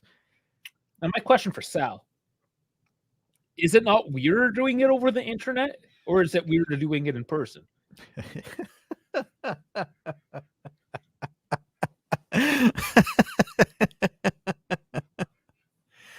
Oh man. Elliot says I have some Polish friends who do not really like tech, maybe because he's a smoker.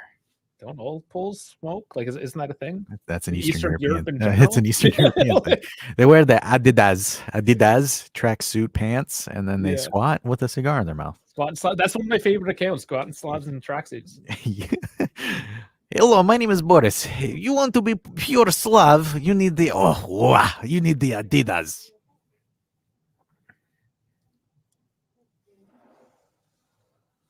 And it is pretty much confirmed. I am going to Balkanland in April. Really?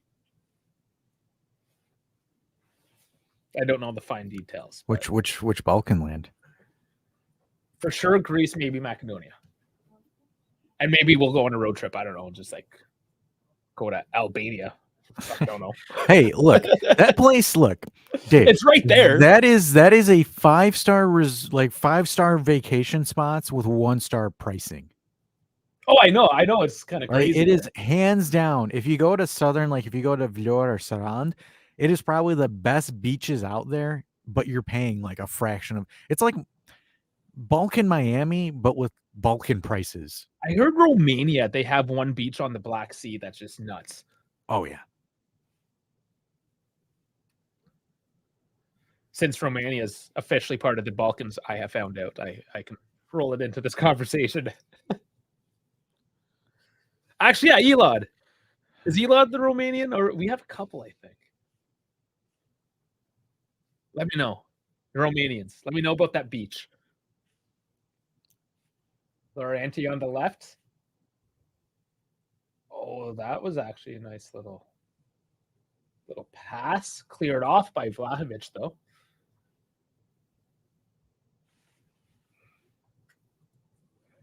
Man, it is a 4-4-2 all the way. Pinamonti heads that one wide. No! The IFTV curse is gonna happen. They just posted. No. Never doubt Dusan. No. Tell them to take it down now. They ruin everyone. Tell Marco to delete that tweet. I'm doing that. He jinxed it. Now I actually have to find IFTV on Twitter. No. Is it Marco or the main account? I think it's Marco. So I don't know if it counts as a jinx or not. Oh no. Oh, he reposted. It's from the main account. Oh no. Oh no. Komikas is telling me not anymore. Prices are up now. More tourists are coming out. Shit. Damn it. I used to love going there and not spending a lot, but still getting good stuff. There you go. I just said take this down. You curse everyone you post. You should say jinxed. No, it's a curse. They curse them. Jinx is child's play. It's a child's word. I've been there. The Danube flows into the Black Sea. Search by Stantonul or the Georgian. I would like to see now Illing and take out Kostic. I don't know. It looked cool. I think it was some sort of documentary I saw it in. But whichever it was, I was down for it. I think I know Macedonia. I think this is where he wants to take me. Is like Ohrid. It's like right in the center of the country. Oh, okay. It's supposed to be this beautiful, just like massive lake, like inland lake with a monastery up on the cliffs. Why don't Since we have Elliot in the chat, so like, how popular is it going into Transylvania? Kostic has a bit of space on the left. He's working in, gives it to Dusan, and he launched that one over. Tried to scoop a little bit. Too much scoop. Kostic is having not one of his bad days, I guess you could say. He's not. He's I okay. would say he's electric. He's okay. He's all right. He's all right. I think the main talking point here is whatever the hell Dusan is on, he needs more of it and give it to Chiesa. Okay, so Sal's putting a post. Mamaya Constanta Romania. I have no idea what the name of it now. I wouldn't know. I wouldn't be able to recognize it. I just heard it was the thing. Ord, St. Ord, yes. I said Okrid. It's Orded. I had a feeling I said it wrong, but yes. I don't understand what Ali is complaining about on Twitter. Not sure what the second half is about. More quality needed on the ball. The Dusan goals were great, but we should be putting more pressure on Sassuolo's goalkeeper. Oh, huge save. Berardi just traveling in up the center, just straight up the pipe. Went to go up top corner, didn't lift it enough, and that got a big old glove on her. That's so Canadian. It's so Canadian. All right, trying to go up there, top shelf. Absolutely got a big old glove. Sent that one out wide. Some great goaltending there from Wojciech Szczesny. Absolute banger. Just took that bear paw out there and said, "No, sir." Took out the blocker, steers the puck wide. I don't, but like, for example, I don't understand it. We've been attacking practically all game. So like, what? Who cares? You're up 2-0. Close it out. Because that's what he sells. He sells disappointment. Like this is like perfect game you can enjoy. You can sit there, you can call it, laugh with your friends. You know why he's always so disappointed? It's because he doesn't have puppies. Right, Ellen? Ellen's back. She's right here. You can't be mad when you got an Ellen.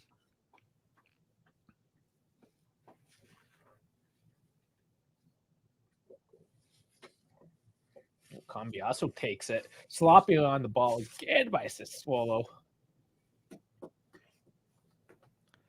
AJ's asking me, what the hell's going on? I'm about to send him. It's because he got his girl back. Oh, Chiesa from downtown doesn't work.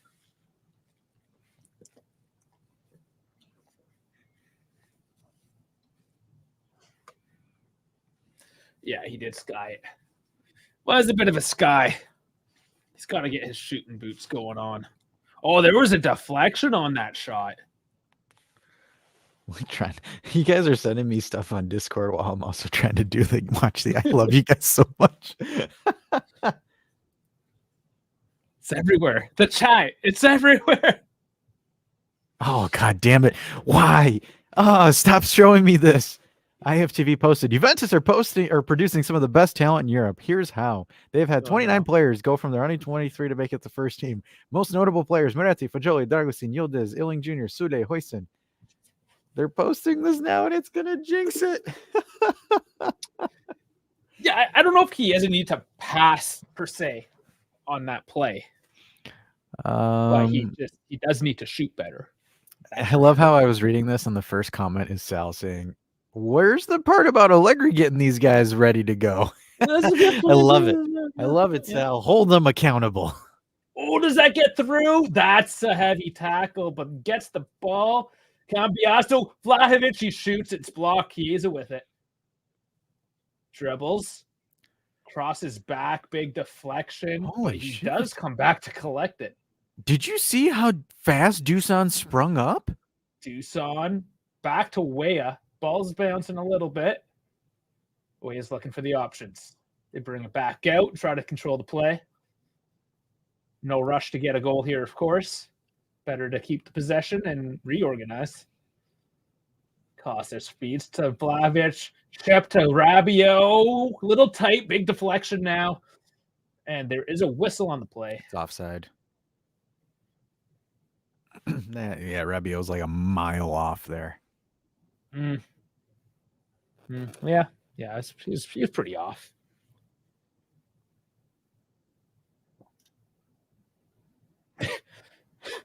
Tucson's good at getting up.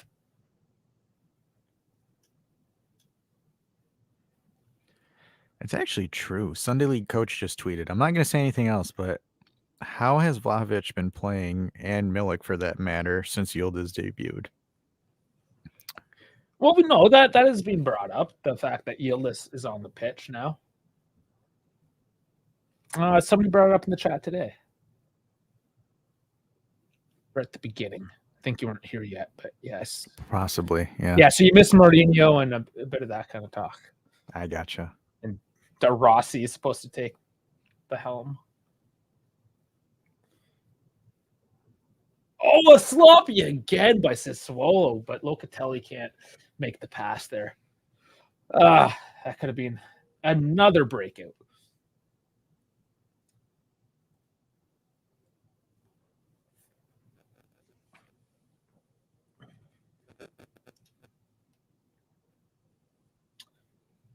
I wouldn't say Chiesa brings out the worst, right? To say that he brings out the opposite of the Yildiz.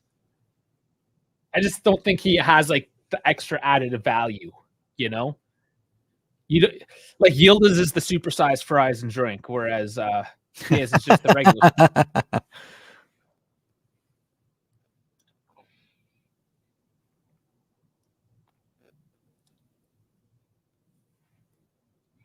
Chiesa does well to battle, but can't get the pass.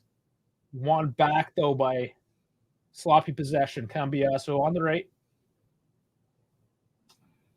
Loka giving it to try to control. And we'll see him just sit back here and waste a couple more minutes off the clock.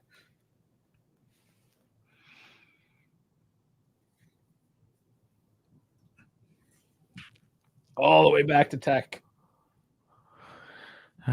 Tucson's getting the Balkan treatment. Good for him. We enjoy his fitness and attitude. This is why I'm happy with Yildiz. Makes more pressure for Chiesa. Reality check. Sometimes he can be toxic too. Elliot says, finally.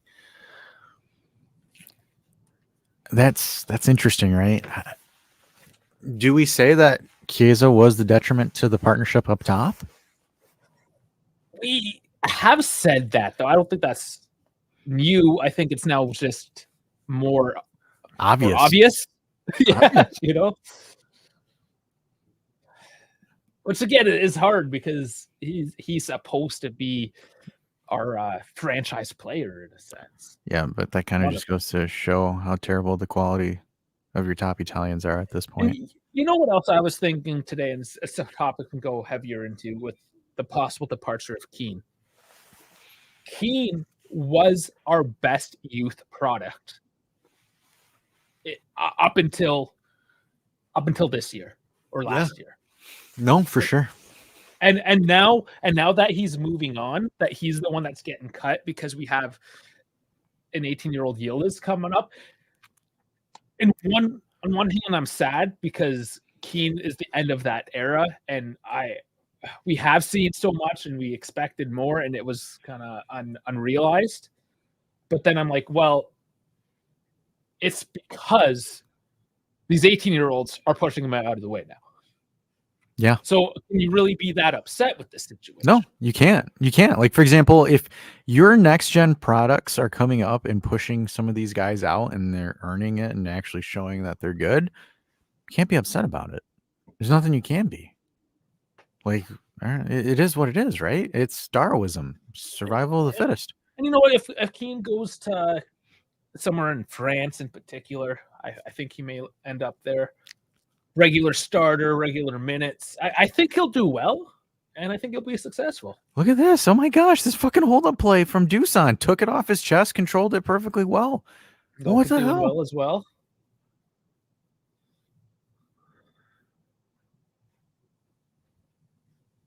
Yeah, I guess. Yeah, his attitude and the fact that he doesn't look for the pass, it is a bit of a take back, but there's Chiesa bounces, though.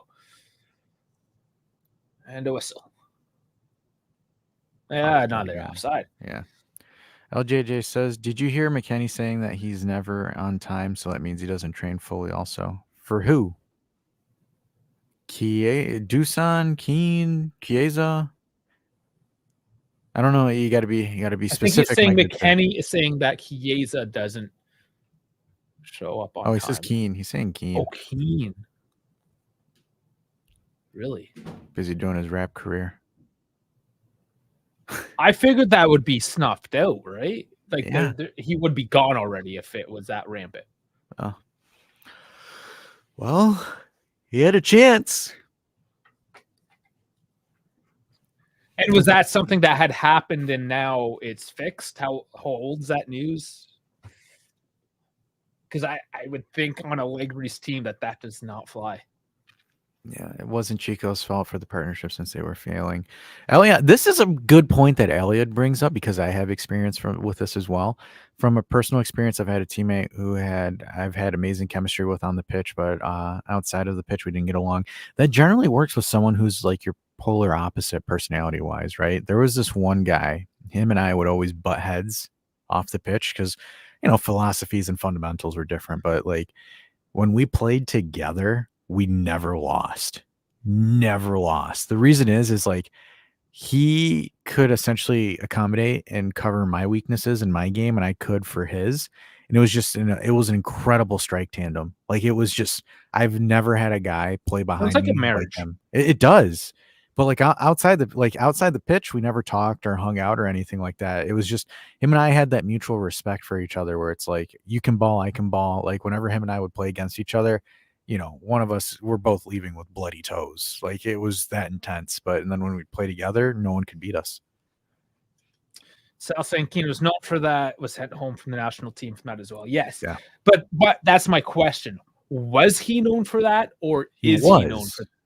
I know he was. Mancini kicked him off for that because him and Zaniolo would dick around. Yeah, for sure it was, but is he still? And then for him not playing right now, he actually has like a shin injury. Like he was out. He got a shin injury in December. So he's out for like 4 to 6 weeks. Like he's actually injured right now. But with that allowed Yildiz to show up again. Because if he was playing,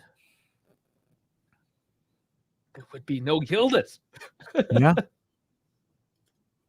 It's wild. It's wild when you put it onto perspective like that.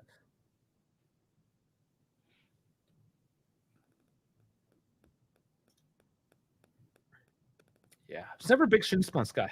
Didn't get too many of those. It's because of how you land when you run. Like if you're smashing your the balls of like if you're not rolling off your feet when you run and you're smashing it, the force goes into your shins and you get shin splints. It's just people. I don't know. I think it's just because I just ran a lot. Well, it's that, but it's just how you're distributing your weight on the ground. Are you like for example, there's some people that when they run, you hear them go. But like I was doing weighted runs and stuff. Like I did these ridiculous competitions with the weights on and stuff when I was younger. Right? Like, when I used to play as a winger, I had terrible running form, and I was giving myself lay off. Sorry, giving myself shin splits, but I was just Jesus Christ, Way has turned into like old Dusan with that kind of finish. It was in the air. It was a little hard. I couldn't do it. That's for sure. Sal says, have we all laughed at Delit and Bayern news today yet? I laughed this morning. We did. We can laugh again. We can. The bench is getting disold. Were you here for that? No, I think I said no, I was not. So I got through all the good stuff before you came. Yeah, man. I was only gone for like 10 minutes. I started 15 minutes early this time, said 10. Oh, you son of a bitch. I put on 2:30 and I rolled with it. I don't know why. But whatever. Oh, wow. I wanted to, that last game when I was solo, my intention was to actually start early, but that's when my computer started to give me problems and I ended up going late. Oh, there you go. For the people that wanted Illing for Kostic, I believe it is happening. Yeah, I think that's going to be more and more of a regular substitution from here on out. Especially 2-0, 76. Absolutely. Why wouldn't you? Wait, Frankie, people want Delit to come back? No. I can believe it, but no. Why?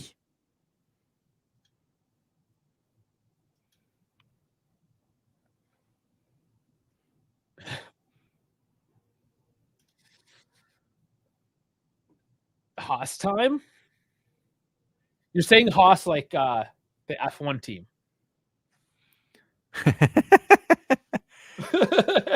I think you mean Hans? No, because he's at Roma. Nange? You have him. Hassa. Do you mean Hassa? Figured out what he was saying. Took me way longer than it should have, but he means Hassa. That guy warming up. Trying to like keep track on what's going on.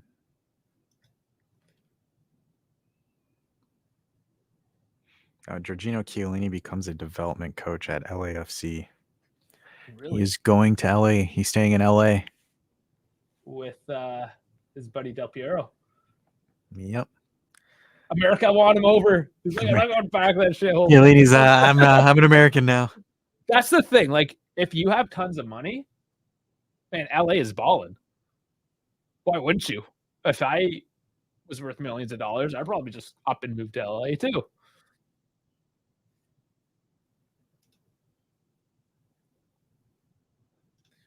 Yeah, Bremer currently, yeah, for sure. I think it's safe to say Bremer's better than De Ligt.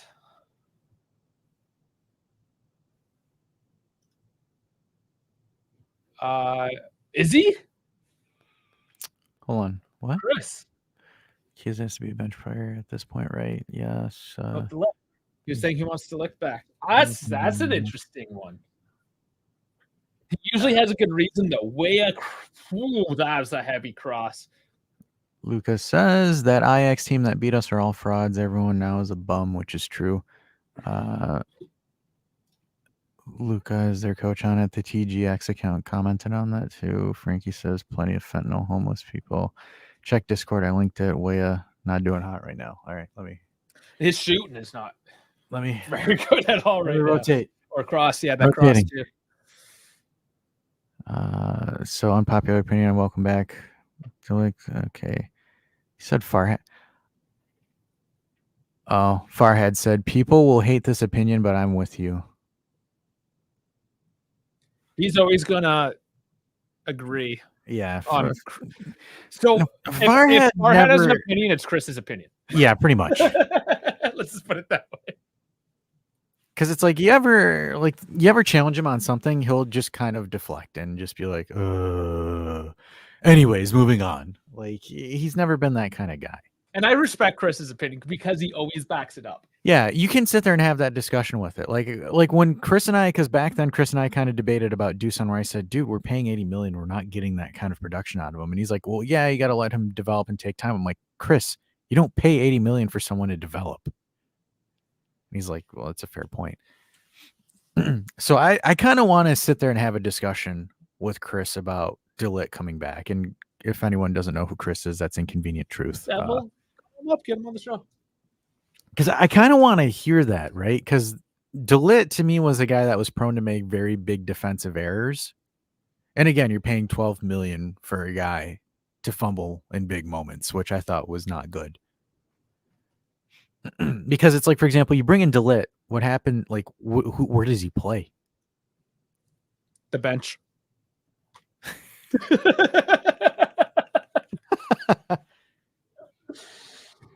Because it's like one of those things, you can't throw shade at Juve after you leave and then come back. Milk and Elling got some changes. Vlahovic is off. Yeah, that's fair. 81st minute. Rest him up. Not so bad. Because it's like when he left, everyone's like, all right, hey, man, I get it. You want to go to Bayern. You want to go compete. It is what it is. And then it's like he's like, man, the training here is so intense, way more intense than Juve. Bayern's a club that, like, it's like people sit there. And I remember there were some people that justified him talking trash about Juve. And they're like, well, that's facts because he's talking about how shit the club is right now. Like, dude, the club was under a rebuild. Like, okay. The club was rebuilding. All he would had to say, and this is what wouldn't have rubbed me the wrong way. All De Ligt would have had to say was, look, Juve were in a rebuild. I didn't want to be on a rebuild. I wanted to go somewhere to compete. That's all he had to say. And no one would have gotten jaded. No one would have gotten jaded. But he was like, oh, the training sessions are here. This is where Juve's at. Their level is this, and yada yada yada, and blah blah blah blah blah, and all those content creators that love the negative titles and shit like that were eating that shit up. For me, I was pissed. I'm like, dude, out of anything you could have said, really, that's all you could have said? He is on the left box now. Cambiasso lays it off Rabiot now. I thought that was going to be a little push, but it's all game control, honestly, at this point. And Allegri would probably be ripping his shirt off if they made any silly mistakes now. So don't really blame him for it. Because this is, and folks, you can feel free to disagree with me, but this was my issue with De Ligt.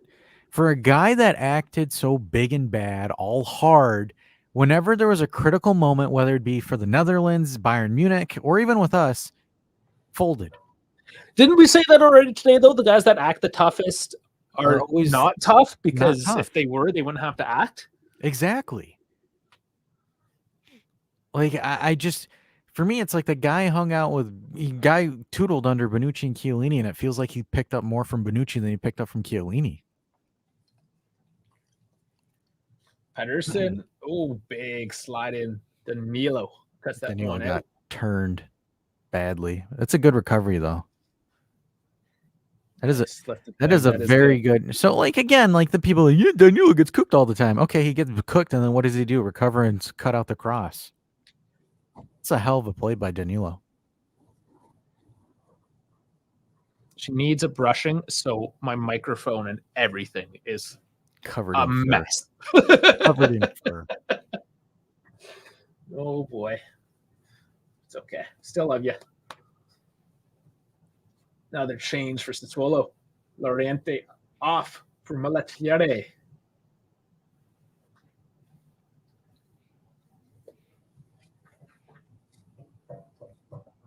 Said he had an off-color performance. He had a couple looks, Loriente. It's not necessarily his fault that his team is trash. Yeah. I like him. I like him as a player. I think he's playing at his level, but does well for him. Ooh, cross in. Funny bounce, but out of bounds and goal kick. He yoinked it, hit it right in the forehead. Hit him right in the forehead. Just rattled him. You look at his face when he takes, he's like, oh, fuck. LJJ says, oops, sorry, Dave. LJJ says, De Ligt didn't know how he had to be great to play for top teams. It's really true, right? Because Frankie de Jong, meh. De Ligt, meh. Like all of those players, David Neres, all those players that were on that 2019 or Ajax team was like hands down probably the most overrated team to go. It could have just been the situation too, just right place, right time. That's what I think that whole run was, right? Because like everybody was poaching that team off, and like Ajax fleeced everybody. Yeah, individually they weren't great because it was the sum of its parts. Because here's the thing. Thomas Tuchel is the German Allegri. If you are not playing for the German Allegri, you suck as a defender. Seriously. It's true. Best player from that team is the oldest one, Deli Blind. How old is he now, I wonder? It's always this question. How old's the man? 33. It's not horrible.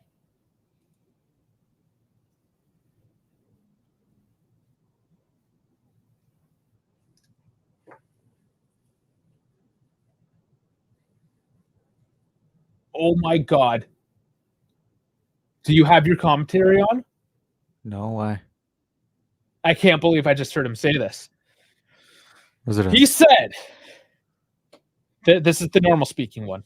The way Juventus have been playing, you wouldn't necessarily expect Inter, when they play each other, to be the favorites. Who is your daddy and what does he do? I don't believe it. I can't believe, Frankie heard it. The hell? Oh man. Yeah, just like Why is it- Benfica. Cambi also coming off. And there is your Oh, there's Alexandro. That's what she said.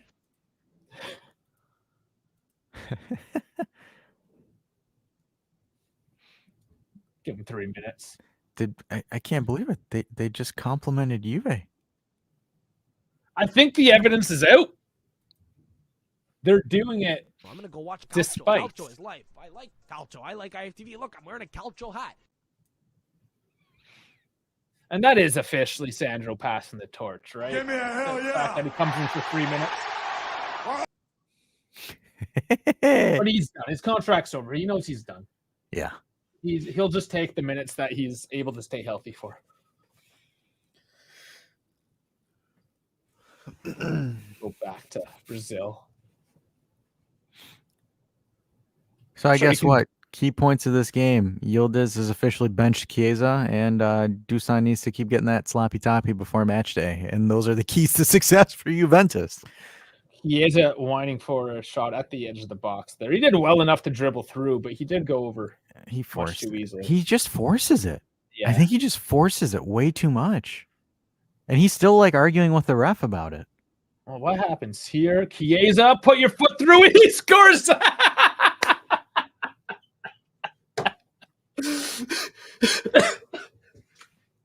Huh. I just keep on trashing players and they score.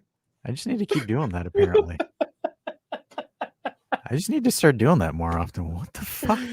Oh my god, that's amazing. You know, there's the IFTV curse and then there's a Dash curse. Every time Dash talks shit about someone, they just start doing amazing. Oh man.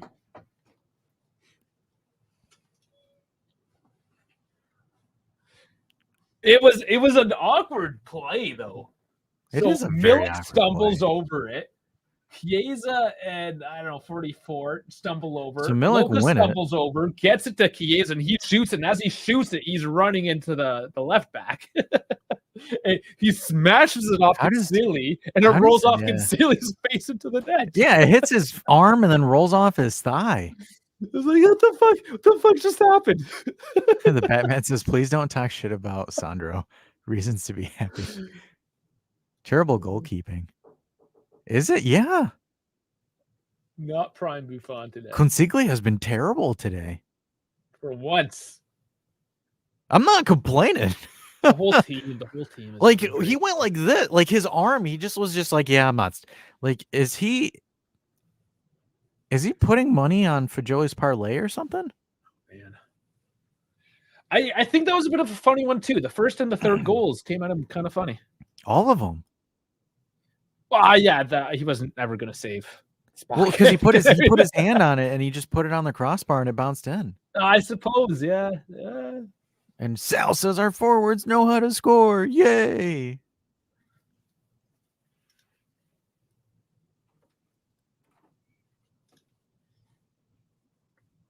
This is, I mean, how many goals now? We had a 6, a 4, or 3 conceded. 0.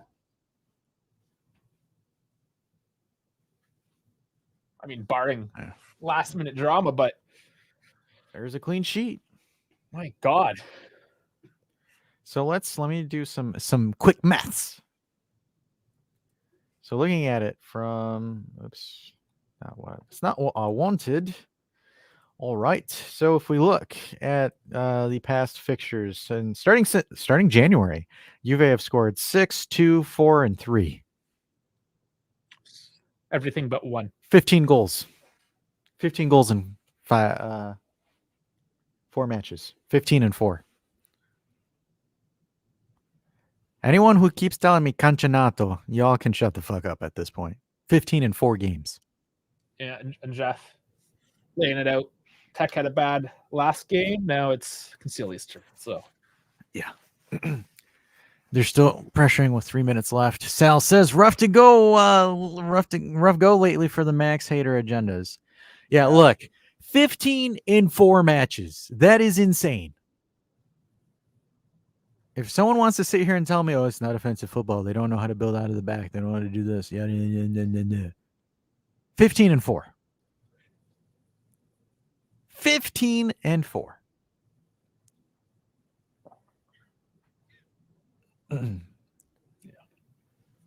Yeah. LJJ says, I believe at the end of the season will be about 7 or 10 points That might clear. be a bit optimistic. It's possible. It's possible. I feel it might be a bit optimistic. They would have to just give up Because it and looks very tough. Is it next month? It's a lot tougher for them once they start playing Champions League again. mid-February. Yeah. So in a month. So I think because Max teams always turn it up end of January, beginning of February. I think it's possible. Because it looks like Juve have finally hit their stride. I wonder what they're saying now. They tweeted saying they should put more pressure on the goalkeeper and score more. All You right. said that BZ? When we're up 2-0, they're like, they should pressure. Yeah. Like, okay, cool. You're they expect a full 90 press, which is never going to happen. No, it's called being unrealistic with your expectations. And Dave was saying everyone was mocking him for backing up Max. I don't think you were with us here last season, but we rode hard and put away wet on that topic. Yeah, everybody was calling us insane. They were calling us dumb. They're saying we were on the Juventus Twitch too, and we just got shat on. There's the whistle. The game is over. It's 3-0. Clean sheets. Suck it. Inter. Not good enough. Keep on trying. That's why I said I don't give a shit about the refs. Just play your game. Do what you do, and then it'll come. Refs were a non-factor today. Non-factor. If you play and you dominate, you don't have to sit there and talk about the referees. Play what you do. Like, this is my mindset on it. Can do what you can control. You can control the result. You can play your game. You can make chances, attack, do what you got to do. And then who gives a shit? I don't give a shit. Oh, yeah, Inter got saved from Genoa. Inter got saved from Monza. Inter got saved from their left nut sack. I don't give a shit. You keep winning, they're going to fall off eventually. They are going to fall off because we said this back then. We said, if our forwards can start contributing to the game, no one can touch us. The fact that our defenders carried us to this point, and now Dusan, Chiesa, and Yildiz, and I think mostly Yildiz is the X factor here. Now that they're finally able to do what they're supposed to do, what they're paid to do, we look unstoppable. And mind you, this team's average age is about 25 years old. A team full of young players. So you know what that means? They can only get better. This is what I'm doing. I forgot to take away the scoreboard, so I just clicked a bunch of buttons until it worked. This is my main thought on this. Who did we draw last 5? It says we got a draw. Oh, right, Genoa. That's Genoa. The old Genoa, which is what Inter's big old gray dash is over here. Exactly. So look, folks. I know that there's a lot of people that are sitting there and saying, look, cheat, referee this, association this, Inter that, Simone this, Simone that. All I'm going to say is Allegri and Juve are looking at them saying, Daddy's back. Because it's true. Now that we finally have that cog, and I think Yildiz is one of the big X factors on why the offense is coming back together again. And I've said it then, and I will say it again. I think now this is a big indicator that Chico needs to step up. Federico Chiesa needs to step up, but you're seeing it there. I don't know what Dusan did. Dusan's back. I'm happy for him. Good job. You're back. You've turned me completely sideways because I don't even know how to respond. He came back out of nowhere. Honestly, I'm not making, oh, it's cheap. Oh, it's this. Oh, it's that. No, I'm being transparent with all of you guys. Dusan has completely flipped the script. He has come back. He is playing at a very high level. I am happy with it. Happy with Dusan. He's found his footing. Again, I think it's probably getting his girl back. That does wonders for a 22, 23-year-old guy. Trust me, I've been at that age before. I'm happy for that. The defense doing what the defense does as well. The midfield doing it well again. Midfield's been doing what you expect. Just like Habibi Misak has said, Classic Juve game. You get your goals, you suffocate the living life out of Sassuolo where they're not able to really do anything as well, and then you get your stuff there. Clear Allegri ball. This is what true Allegri ball is. Is Yildiz a worthy heir to Papala and ADP? Ah, Dybala, it's too absolutely. ADP, I think, is Too yet to soon. be seen. I'm willing to buy on Dybala because Yildiz is not a bitch. Yeah. Misak says he had to empty the damn testicles. That's why he's doing it. LJJ says, I hope we improve and more and continue more. We're going to. Trust me, we're going to. Dana's music. I said now, Yildiz Miles better than Dybala, and I'll say it forever. Frankie says we play Inter on my mom's birthday. Yes, Baccio says blasphemy. I know, but you're a fanboy, so Blasphemy. it is what it is. Frankie says Dybala's overrated. Look, I'm going to say this. There's not too many fans. Here's the dagger for Dybala. He has a 13 million release clause. Only Newcastle want him. Nobody but Newcastle want him right now. You can get a pretty well developed and decent center forward, cam, whatever. 12 million euro, which is even less in pounds, right? Yeah, but I It's think like put 10 down. Nobody. Yeah, look at it. It's a bag of chips, and they still don't want them. But I mean, let's be honest here. This is it's awesome. It's great. We won, and we're not just winning. We're dominating with our wins. This is a good win. Nothing wrong with it. Sassuolo didn't really do anything crazy. They didn't really threaten us. Dusan found his shoes. Decided taking shots. Took shots where he normally wouldn't take shots. Strikers need to take shots, right? I've always said that. Take a shot. Take your shots. Get your mojo going. Get rolling. Same thing with Chiesa. Where did he score that goal? In the middle, like a number 10 would. Middle of the pitch. And he mostly stayed on his feet that time, which was key. And he did, which was very key there. Locatelli, I think Locatelli, quiet game, but orchestrating and conducting the match quite well. Yildiz, I thought Yildiz had another strong, solid start. Nothing wrong with that as well. Kostic, I mean, at this point, Kostic is Kostic, right? The expectations for him, there's not really anything there. Timmy Weah and Cambiaso both played well. I think Cambiaso played well. Timmy Weah with a cameo, not really anything there. Sal saying, look, if our forwards are trying to one-up each other for goals, we're in a really good place. And that still wasn't, we have to remember, we were out a Gatti. Okay, Gatti wasn't missed, let's say, this match. I mean, we got the clean sheet. It's perfectly fine in this situation, right? But McKennie playing off Weah, I think that was a bit of a missing link. Moretti, mind you, did have not a bad game. He fed Dusan a few times, got in the mix-up. But just that physicality, that extra physicality of McKennie. There's 32 people in here. Make sure you guys like the video. Holy crap, I think, oh man, that's a record. That is a stream record. Definitely like it. I kind of want to, because we have a lot of people watching, do you think we open up the lines and let some people come in? You want to? Sure. I'm down for it. Fuck it. Let's go for it. All right. I guess we're getting a fuck it. Let's go. I got the link. I'm posting it. Unless you beat me to it, you son of a bitch.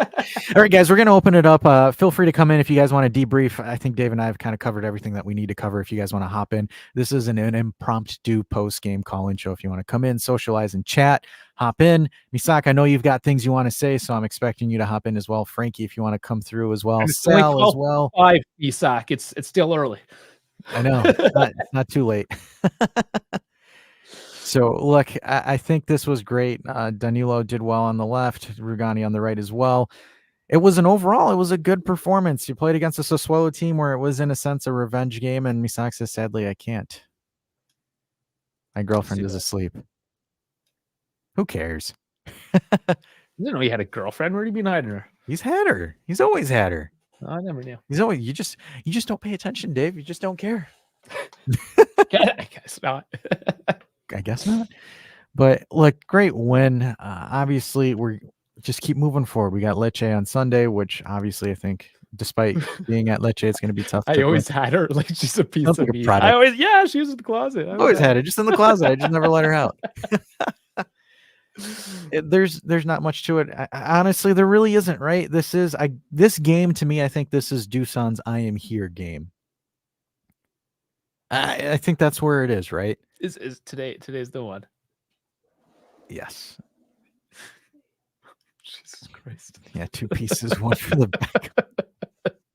Shway, shway, Habibi. All right, we got Sal. We got Oh, Frankie. Frankie. what are you Frankie's got the wearing? hat. Hats off to Doosan, man. ¿Qué pasó, güey? ¿Qué pasó el caballo? Señor Rancho. ¿Qué tal, güey? That's ridiculous. Hi, y'all. Good. Doing good. Lovely game we had going on. Yep. Sal? Enjoyed it. Yeah. I mean, the funny thing is, like, there was all like defense, pitched the shutout, forward scored 3 games, midfield was solid. It's like a well-oiled machine. Yeah, I would complain. Is it easier at this point to like try to find something bad in this game, the recent form of the team? Like that's the easiest thing at this point, right? Not that we want to focus on that, but yes, everything's just running. It's running smoothly, right? Well-oiled machine. Unlike my mouth, I need to put a bit of oil in that one. Oh, yeah? Oh shit. I mean, right, this has to be like peak. This has to be peaking all season. This is the peak point. I don't see any holes right now. Well, Doosan clearly peaked and is on a new form. When was the last time Doosan and Queso scored in the same game? Oh, that was right at the beginning of the season. First game of the season. That's what I mean. I'm like, the forwards are all, when they're getting an opportunity now, they know that they have to at least keep pace with their compatriots. So if they're going to be going for goal like that, like, I don't know, man. I don't want to get too excited, but I'm pretty excited. I'm not gonna lie. I feel Man, good. Senora Bogdanovic, or she better get ready for when Doosan gets home, because man, he about to tear that thing up. He's probably looking at it. She's looking at him. She's like, no hat trick, no hat trick, no good. Me like he get hat trick, you don't get one. Oh, 1 goal per base. But We haven't had good Patro in a while. How's it going? What's Really up, bad. guys? We fucking Did you won. put Chiro in brackets? Yeah, like, 'cause, is this like low-key Napoli fan now? No, because you called me that one stream. You're like, do I have to keep saying this? Oh, because I called you. That's right. I'm just But replaying my own joke. It makes sense. There's Ciro in my name. So yes, Dave. Chiro, there we go. He's Neapolitan. How's it going? Dude, you won. Yeah, super happy. That was a clean ass win. Like, yeah. First, even though Dusan didn't score, like I noticed he would do like clean ass touches, one time passing. Mm-hmm. The hold up plays, like how he got into the game, and then he just shot from really far. That was a sexy goal. The second goal was sexy. The third one, it never came because like sometimes Wea or Kiko didn't pass to him, but Keza scored, so that was also really important. I think it was important that he scored. Once Keza came on, Doosan was never getting the third. Yeah, right. He doesn't want to pass. He wanted to score for himself, huh? Maybe that's what he needs to do, is actually just get a couple in, and then he'll chill out a little bit. Because I think he's getting laid because he got a girlfriend this year. Well, now it's a fiance, so maybe he's not getting laid. Who is Keza? Yeah. Oh, so he's not, huh? Nah. His wife, he won't get none. She's making him wait till marriage now. Oh wow, Sal's the MVP of the game, according to Peepo. I don't know what you did to him behind the scenes, but good for you. I mean, like, so I'm looking at the schedule now, right? So our next 5 out of our next 6 games: Lecce, Empoli, Udinese, What's up, Jeff? Hellas Verona, and What's up, guys? Can you guys hear me? Yeah. Yeah. All right, perfect. Yes, Sal. Yeah, the schedule is pretty light coming up. But Jeff, sorry. Welcome. How's it going? Yeah. It's pretty good. Been busy, the usual. Yeah. It was overall it was a good game. I think we've been waiting a very, very long time, but more patience, and I think now everything's starting to pop off. Everybody's starting to play well, and hopefully now we can materialize and continue the same trajectory, and then maybe win. Most likely we could win the league like this. And that's a good question. Where is Vest? I don't think Is everyone in their office right now, or like working from home? Nah. And I gotta bring something up because you're calling me all CIA here that I'm always in different places. Jeff has never called in from the same location once. No, That's because I'm all over the place. Jeff is calling from the spot where he's about to clap some cheeks. She's in the other room Yeah. waiting, and Jeff is like, "Yo, hold on, guys. I gotta go. I gotta take care of something real quick. So I'm gonna be real quick." Yeah, no, I don't have my Inter friend over, so yeah, he's not going to be causing any commotion. They have a That bit I of a know. tough schedule coming up too themselves. Inter got a few tougher games coming up in the next 3. I think they got Lazio, us, and there's another one that's in between that. That's pretty dangerous for them. Plus that Lazio game in Saudi, right? So they got a lot of traveling. Yeah. I would expect Inter to drop something end of January, early February. I would be shocked if they don't. Yeah, I can definitely they see us picking up a few points and maybe at least hopefully not drop. Inter will drop some points. Well, that also depends on the ref. You know, they don't throw a BS bar call or whatever the case is with Just Inter. keep winning. Just keep winning. Yeah. That's honestly I agree. like let's not, because that's what Interisti do. Interisti sit there and bitch about Juventus and yada yada yada. We want to show that we're better than them. Let's just keep winning. Lazio's been playing really well. I think they can at least get a draw out of that Inter game. They've been playing I think because Lazio have always been Inter's kryptonite in a sense. Well, I bet $200 for Juve to win the double on it with an Interisti, because I wanna see his tears. That's my goal. I love watching grown men cry. I want when that happens, I want you to post a picture of you drinking like some scotch or some bourbon with that 200. Nah, I need you to post a picture of you drinking the Interisti's tears. I agree. I'll do that. I just want you to lick them straight off his face like a cheap hooker. I could do that. I could definitely do that. No, probably like I've been betting a lot. I also won yesterday's bet with the Bucks beating the Eagles, so it was an easy win for me. Oh yeah, the Eagles didn't even look like a team that wanted to play football. That's how bad that looked. That man, I already knew that was going to happen. That man, Jalen Hurts, is ooh. Hey, it's so bad that Jason Kelce retired. Though I think with this game, I think it was probably like one of the first few games that I've seen where we've dominated. We actually looked good. We've played really, really good. Even prior to the Copa games, but this actually a league game to win this is awesome. Yeah. Look, I'm going to say this again for all the Allegri criticizers: 15 goals in 4 games. What more do you want? I don't think there's a coach that's done this that. win over the Copa wins. Honestly, I prefer this one over the Copa wins. 100%. Because it means a little bit more. But hey, Dash, out of those goals, how many were from strikers? All of them. All 3. All 3 of them. All 3 of them. Milik hat trick, Chiesa today, Dusan brace, Yildiz. I mean, dude. But that's what we're saying. Like, our problems have gone away. The strikers are doing their job, which allows the rest of the team to do their job. We don't need Gatti to play and hopefully play as an attacking midfielder for half the game to maybe get a goal. We can just let our defenders defend. I feel like Yildiz has been really has been a very important factor starting. Well, he's creating space, right? The defenders now have multiple threats to. I think with Yildiz, is that second striker that we thought Chiesa would have been. That's what I think. I think he's that guy that we try to make Chiesa. I think that's going to be Yildiz. Does Yildiz dribble with his head down like Chiesa does, or he doesn't? No, his head's up. No. He dribbles better. He's more spatially aware. He's capable of passing the ball when he needs to pass the ball, whereas Chiesa puts his head down too much.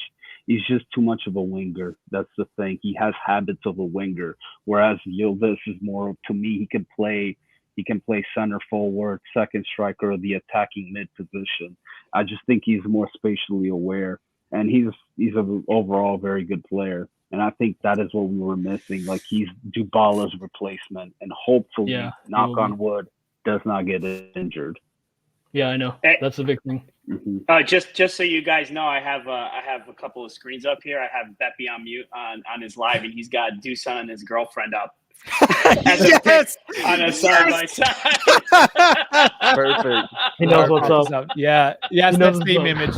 He's watched he watches us a lot. I mean, he does. Like, for example, he'll watch us on replay when he gets some free time. So, or he be lurking. He does. Yeah. He did say that. Must have been reading the Discord. There he is. Yep, there it is. Yep. He pulled it. He went into BS and things. He took Vlad's picture. Well, the MVP, maybe he got it from the Discord. MVP of the season is his girlfriend. That's it. We've concluded it. That is the MVP, Dushan's girlfriend. Yeah. Hey, Dave, do you usually use FOTMob when you're looking at the ratings? Yeah. Because I'm looking at SofaScore, and they did my boy Keenan dirty, 6.6. Oh, okay, I can pull up FOTMob. I mean, FOTMob gave him a 6.8, I think, to Yildiz. Yeah, because by the way they do their metrics, he didn't play well.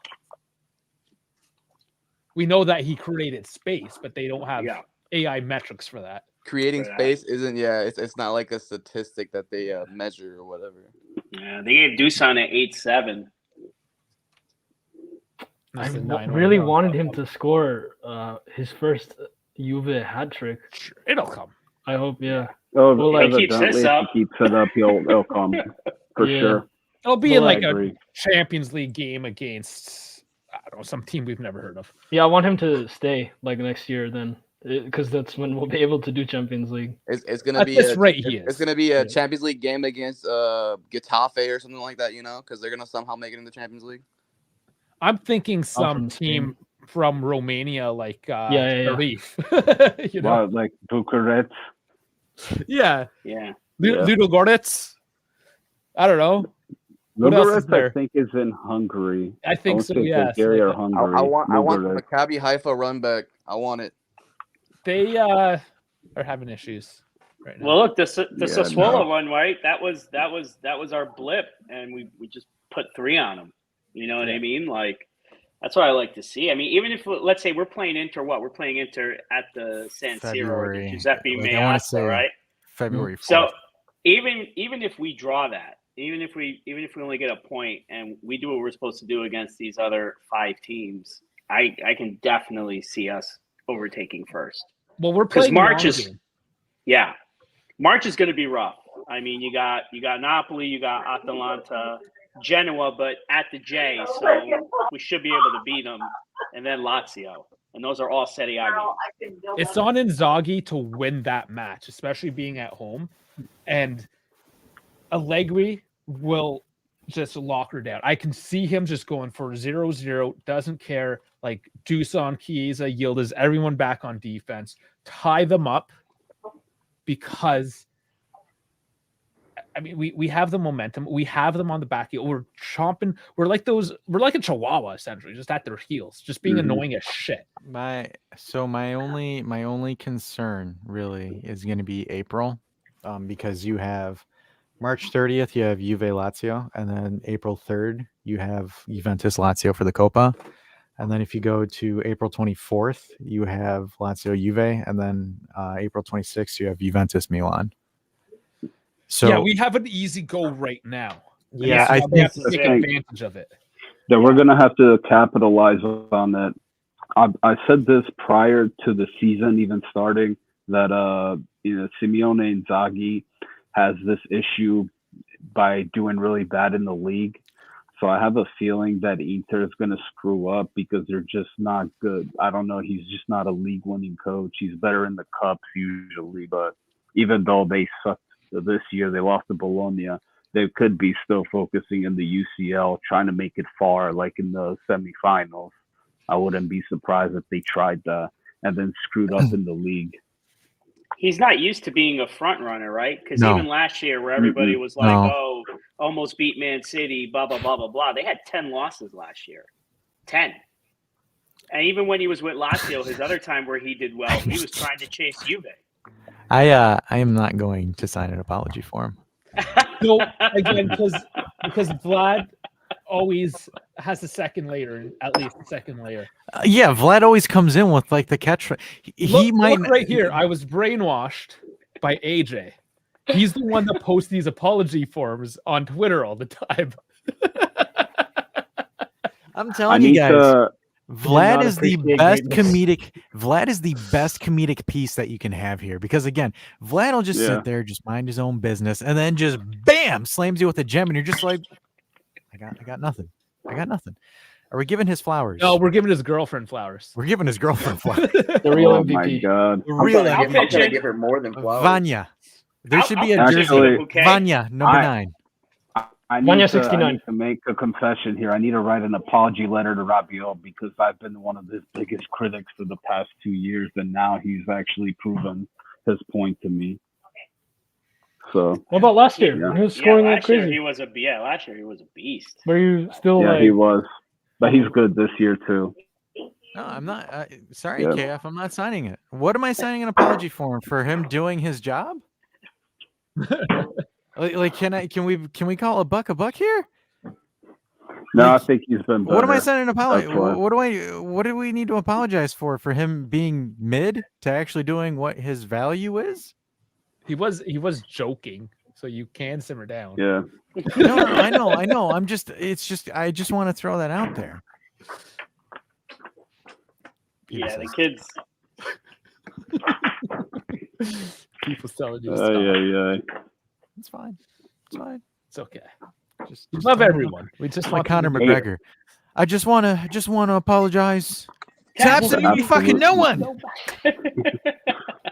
I guess for Dash, I wanted to say this. I think Cleveland fans are going to be apologizing to Baker Mayfield as well. Yeah, I think Yeah. with him, I think it was Sean McVay that kind of because McVay was like, dude, there's only like 6 games here, Yeah. man. Just play your thing. By the at way, work- good luck on the match. I wanted to say that as well. I know, I saw it. Yeah. I need Green Bay to do me a solid, so there's a potential for a third playoff game. The crazy thing. It's gonna be a toughie. We can never beat San Francisco. They're like our kryptonite. So I'm excited for the game. Yeah, but you guys Jair have is out too. Jair Yeah. is out. Watson is out. I think. You don't have the choke artist prima donna who does well in the regular season, and I don't mean We that. got Jordan Love now, who apparently fucking turns up for the last 11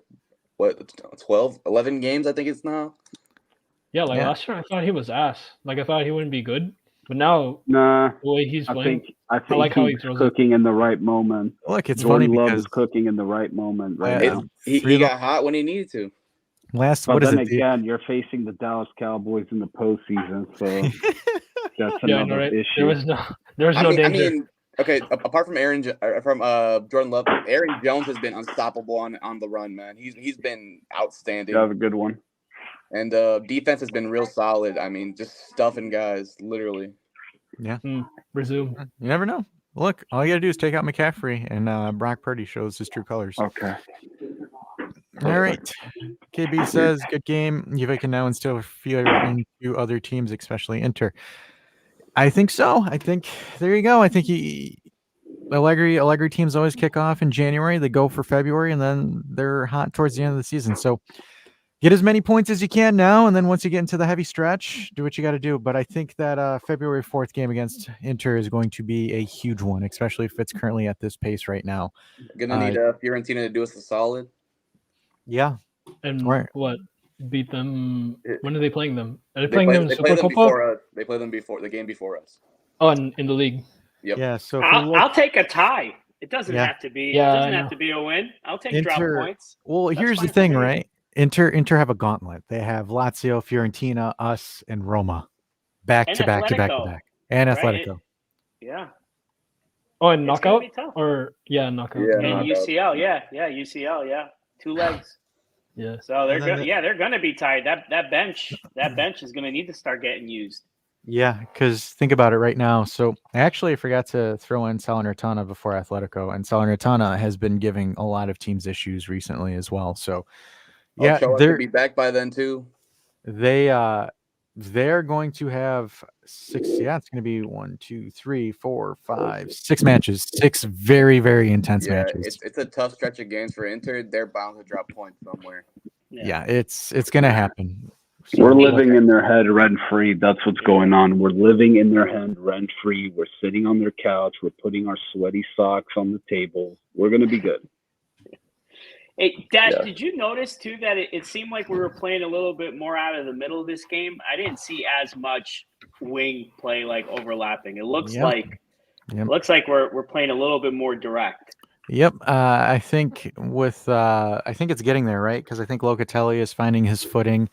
I thought Miretti did well with Cambiaso as well. I thought there was a lot of it's adding that extra dimension right now, and I think that also benefits Dusan as well too, because once there's more traffic in the middle, he's able to open up and get some space and then make some magic happen. But they're starting to add that dynamic, and I think it's because the players are developing to the point where they're able to do it.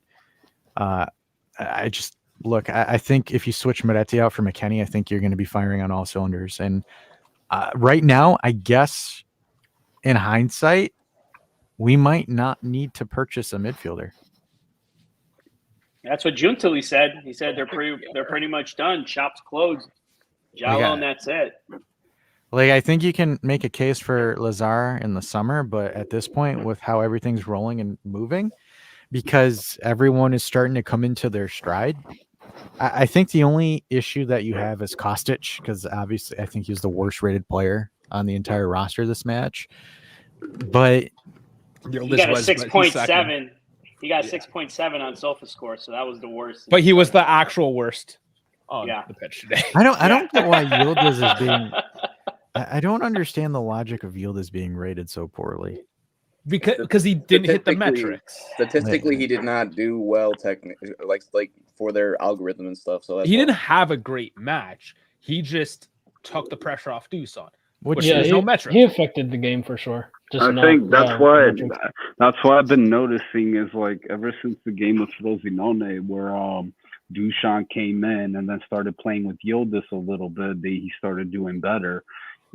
Like Yildiz is making the off-ball movements, attracting the defenders, thus giving Dusan open space, and then he takes his chances and scores, and shoots and scores. And I feel like this partnership has been more effective than Dusan and Chiesa, because I don't think Chiesa is a striker. I keep saying it. I'm going to say it a million times. He's a winger. Yeah, you said you guys have always said Dusan is best with number 10 trequartista type. He was great with Dybala when he was here. When Yildiz, if he's doing the same type of thing and taking up the same position as a kind of trequartista, that's why Dusan is kind of more unlocked now, aside from the obvious reason. But on the pitch, that's what he needs a number 10 to unlock him. So that's why I think Yildiz has to start. I wouldn't mind. Do you think Yildiz starts against Inter? Yeah, go ahead. You guys think Yildiz starts against Inter if all this? No, I think if Chiesa will recover, Allegri will start. We're talking April. Anything could happen, right? Mm-hmm. Well, I think I think they play them in February, so it's only a couple of weeks out. I don't know. I mean, if Dusan's firing like this, it's February. Yeah. What do I have February. in April? I thought February 4th they play Inter. Yeah. Where did I fuck that up? If Yildiz continues going down this trajectory and he keeps playing well consistently, I'll see him pretty much taking that starting position. Which is going to be wild. You can't all of a sudden Case is a bench player and you're like, dude. It's okay to be a super sub. Come get your boy. IFTV just posted a tweet saying, "Don't overlook how important Cristiano Giuntoli has been to Juventus's success in this short time. Still hasn't had a full summer under his belt, but his presence and planning has been key." I mean, the only thing I'm gonna give Giuntoli his flowers is that sale with Zakaria in the summer. I thought that was pretty it's good. The curse. It's the jinx. I feel like they're gonna jinx it now. Also, now they're starting to turn all our money. They're starting to turn. He's gonna cook. They're starting to suck off. I still don't want them to talk anything about my boys. And I figured it out. April 3rd. That's what I was thinking. It's the semifinal Copa. That's what was in my head. That's the next other really huge match for us. So I'm sorry. I want that trophy really bad. I want the Coppa Italia really bad. We're getting the double. And it starts February 4th. It's I just now like know a is Inter. yeah. It's just like a beautiful trophy to have. And then like next year, like did you see the leak of that black Juve shirt? It's like black and gold. It will look so much nicer with the patch or 2 patches. It will look so nice. But like plain, Well, it looks nice. But with patchwork on it, it's just that much better. you said it would look good. That's a cool looking trophy. I think we haven't had a trophy for a couple of years, so I think we're due for a trophy. Yeah, we didn't have Dick for 2 years. Pirlo. That was our last trophy. Was with Pirlo. Last 2. Mm-hmm. Yeah, Pirlo's lucky to have CR7. I hate to tell you it. I know I'm being mean right now, but no. He saved his ass in Udine. He's like, he was about to be fired, and then Cristiano scores 2, and he's not fired until the summer. 4-2-3-1. So all right. So ideal lineup then, right? So West comes back. Gatti comes back. Who's your starting 11? For the 3-5-2? For the 3-5-2. Who's your starting 11? It's got to be, so your back line's easy. It's Danilo, Bremer, and Gatti. That's going to be your main 3. Mm-hmm. Okay. And then when you look at it, this is tough for me, right? Right? I know. The midfield is going to be difficult. Also in West. So I'm going to say this. So Locatelli and Rabiot are locks. Like they're locks. I'm going to go, here's where I'm going to be a little bit bougie. I'm going to be a little bit fancy. I'm going to say left wing back, Cambiaso, and then McKennie and Weah on the right, where McKennie and Weah can interchange and do what they do. I think the reason why I want Cambiaso on the left is because as my front 2, it's going to be Kenan on the left, Dusan on the right. And it's kind of ironic because I don't know if you guys saw this, but Dusan was playing as the right striker instead of the left, so he's able to cut in and shoot on his left. It's more favorable. And I believe I said that on a video, right? I was like, I don't know why he would play out left instead of on the right. So I think Cambiaso will be able to link up with Yildiz, which then again frees Dusan as well with Weah and McKennie. I think that is going to be your best lineup. I don't know how well Cambiaso can play on the left. Because let's be honest here, if he is really good on the left, I think he would have benched Kostic a while ago. So there's something there that's keeping Kostic playing. I don't know what it is. Well, it's mostly right. Go ahead, Jeff. Go ahead. I was thinking more of his defensive capabilities that he was displaying much earlier in the season. I thought he was fairly well, like in some of the tight lot matches that we won. But I feel like now. I don't think I could care. It's not that I don't care less for Kostic. I just think we can play Cambiaso. I just think that's a better. Yeah, I think that's my only explanation. I think Allegri used him for more defensive purposes. I think the main question there is who provides the most coverage for Danilo. You need someone younger with pace, right? That's what I would think too, which surprises me with Kostic, but he seems glued to him there. There's got to be something. There's something I'm missing. It's got to be something that I'm missing here for Kostic. Like maybe, but like there's a couple of times like we've conceded, and it's more so Kostic blowing coverage in a sense, because when Kostic and Danilo blow coverage together, in a sense, it's a domino effect. Kostic misreads something there, which forces Danilo to cover something there, and then that leaves an alleyway open where your midfield, and that's where if you don't have Rabiot, you can't cover it properly. Which we saw that in the Salernitana game. I don't know. I need to understand some of the logic behind it. Maybe I need to watch more film on Kostic and maybe I'll get the answer. But that for me is a big question mark where I'm a little bit confused and perplexed on like why is that the thing? Why is that a thing right now? But I don't know. I guess the more we learn, right? I'm gonna interrupt real quick. I gotta head out. I got a little thing I gotta do, some online stuff before I start school again next week. But y'all enjoy the rest of y'all day. Have a good. Thanks for joining in. I wanted to hop in real quick because it's been a minute since I hopped on. Appreciate it. Yeah, you've been busy, but it's good. It's good. It's for good reasons. Y'all have a good rest of your day, man. You too. Take care, dude. You too, Frankie. All right. Yeah, so that's my only question mark on this lineup right now. Is that left side? I don't get it. Isn't Kostic like supposed to be? Because Allegri likes one wing back to drop more down and defend, and he likes the other wing back to be the attacker. So I'm guessing, like out of Sam, Cambiaso, and Weah, the best defender of those three is probably Kostic. So I guess that's why he keeps starting him. Yeah, there is a lot to that, just to shore in that extra defensive line. But it's just frustrating offensively. Is it true? Like, because I was watching Beppe video or stream, and he said against Frosinone, we were actually 4-3-3. It was we transitioned into a lot of different things that game. Yeah. So, but he said it was 4-3-3 with Kostic as left back. Was that true? Like, what was it? Dash, do you remember exactly what that looked like? It wasn't a straight 4-3-3. Yeah, it wasn't. Let me pull it up. Well, also, I think you have to take into account sometimes with some of these teams, they play so open. They leave so much space that it is easier to transition to a 4-3-3.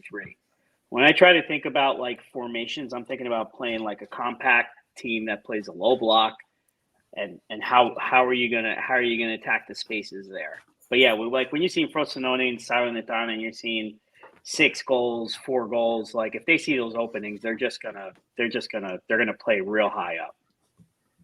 I think it was just in periods.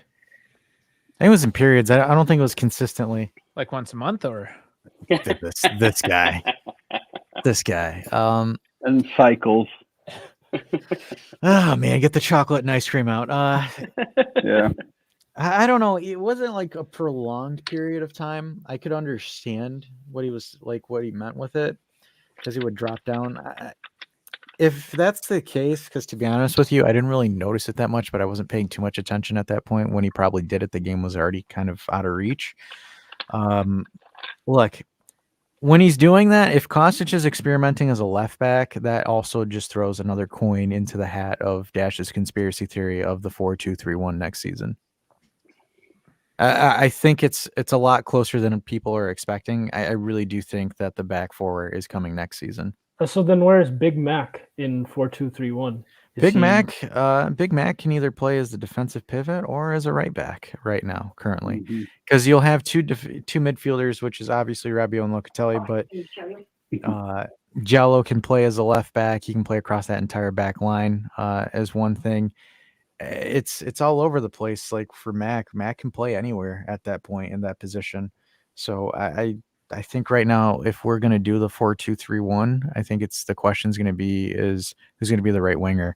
I mean, obviously the 4-2-3-1 can vary into a 4-3-3, but if you want to get the most out of Yildiz, you would have to do the 4-2-3-1 where he plays right behind Dusan. Who's the four? Who's the four at the back? I'm interested in this one. Yeah, there's McKinney in there. Who's the others? So right now, it's going to be with the personnel that you have currently. It's going to be Kostic is probably going to start as a left back. Then it's going to be Danilo and Bremer as your front two. And then it would be, I want to say it's going to be either Cambiaso or McKennie. That's the right back. But right now it's hard to bench McKennie or Cambiaso. And then your two is going to be your defensive pivots. And one's going to be a defensive pivot. The other one's going to be a ball playing pivot. So it's Loca and Rabiot that have that occupied.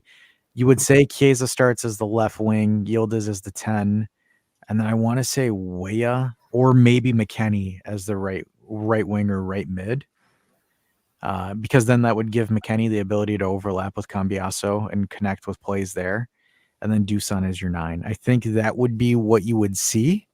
If you played a 4-3-3, the back line would be the same. It would be Cambiaso as the right back, but your midfield 3 would be Locatelli, Rabiot, and McKennie, and then your front 3 would be Chiesa, Dusan, and then probably Weah. So either way, Gatti's on the bench. He's the odd man out. I think Gatti's the odd man out.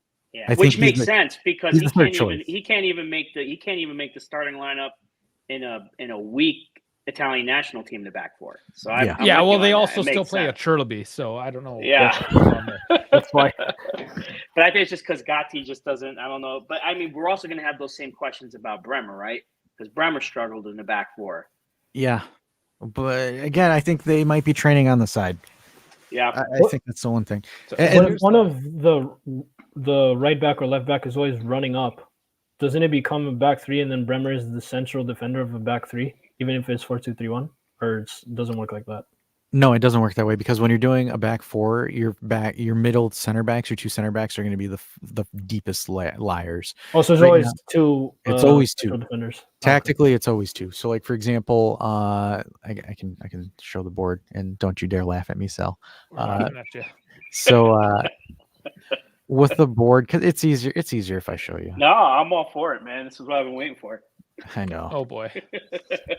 So when we're looking at it from this perspective, and let me do this so you can see it better. All right. So when you're playing with a back three, so let's adjust this a little bit into a 4-3-3. So say that we're attacking, all of your players go forward hypothetically, right? And then you might want to. There you go, Dave. So and then you'll have your midfielders here. They'll do their thing there. Obviously, I'm going to swap this around here. So what happens is these guys lay up here, and then generally your two center backs hold off back here. So your center backs cover this area here when you're doing a 4-3-3 or anything with a back four. There's going to be one that covers this area. There's going to be one that covers this area. So generally they occupy this. When you're doing a back three, it's substantially different.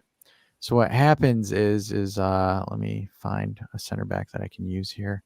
So this is your back three, and then Bremer, your best defender, is going to be the odd one out. So your best defender is going to be the last. He plays essentially as a sweeper.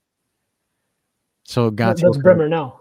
Yeah, that's Bremer currently. Because if you've noticed, a lot of times it's Bremer that's the main piece here, and then generally it's someone with pace next to him. It's like Weah on the right, and then it's either Cambiasso or Kostic over here on the left. Because the idea is when the attack is coming through, Bremer plays the stopgap. So Bremer essentially plays as a sweeper to slow it down to allow one of these guys to move back and cover position, depending on which way the ball is being played. So one of those two cover while Bremer kind of obstructs and holds them off, not by fouling them or anything like that, but slows them down essentially. So that's kind of the difference between a three and a back four and a three, where you have your main enforcer. So Bremer's your enforcer, and then Danilo and Gatti are your supplementary center backs that facilitate in the build-up play. Based on the personnel now, I always wanted a back four, just to because that was our formation when we were strong. But based on the personnel now, it's like you have to train them extra just to adjust to a back four. So I think back three now is lovely. We should keep it. It'll Especially happen. for Bremer. I think it'll happen eventually where they change it. I really think that it's going to shift. I think because with a back four, it gives you a lot more options, a lot more looks. So like, for example, if you have it like this, and I'm just going to throw McKinney here and just bear with me, folks. These are just makeshift formations here. So when we do a 4-2-3-1, one of the reasons why I like that formation a lot for us is the options. I'm going to switch this here because Rabiot always occupies the space here. So like the certain options of play, the intricacies of building up here. So we'll have Dusan here, Loca, I'll move Loca and Rabiot a little bit over. So you'll have, and this is where being able to be a ball-playing center back is key for a back four, because if you have a ball-playing center back, you have this option right here. This is your first triangle.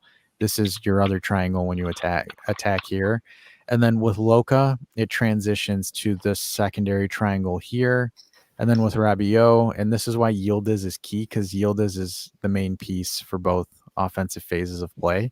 And then Dusan, essentially with Dusan, what you do is you tell him, you move forward, find space, and we'll find you. That's all you need to do. So you've essentially got what I like to call the butterfly effect. And Eliad's going to sleep. We'll see you next time. So this is kind of like, if you draw it out, it's like a butterfly in a sense. So the butterfly attack pattern here. So it gives you multiple triangles and multiple looks and multiple ways that you can come through. I mean, the main important thing is obviously you need Yildiz to be the main piece. But yeah, this is one of the things where if you can execute the 4-2-3-5 or what the hell, the 4-2-3-1 perfectly, it gives you multiple packages, multiple looks. It's essentially like the Sean McVay of footy, if anyone knows what that is. But Dash, question about that. So like, what about last year when we were doing like 3-5-1-1 with Di Maria and Vlahovic. Vlahovic was isolated and he was struggling so much. Won't he struggle if he's isolated in a 4-2-3-1? No, because you're going to have multiple attack patterns in this. Because when you're doing it, so let me pull this back up for you. So when you're doing it in a sense in that formation, right? When you're attacking in the 3-5-1, so let's erase all of this jazz here. So let's go get rid of this so I don't draw on here accidentally. So let's go back to a back three. So I'll put Chiesa there. Just have a midfielder here. Oops. So when we're doing it in this way, it's easier to get isolated in this sense because you have multiple movements. So it's coming this way or one of them's coming this way and then he's going here. You don't have that you don't have that triangle that you ideally want. Mm. And especially because Di Maria would like to go out and go here more so than stay in the middle. It really leaves you unbalanced because your midfielders would be here. It's an unbalanced formation for what you need to get the best out of Dusan. With Dusan needs space, and the best way to create space is by attacking in multiple directions.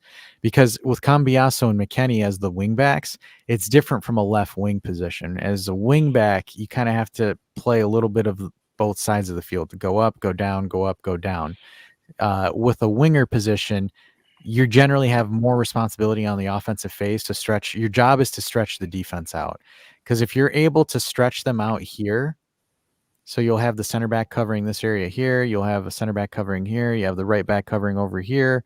So you're able to pull the center backs where you open up this corridor of space for Dusan when you're attacking in that sense. And then like you have Yildiz as the 10 here.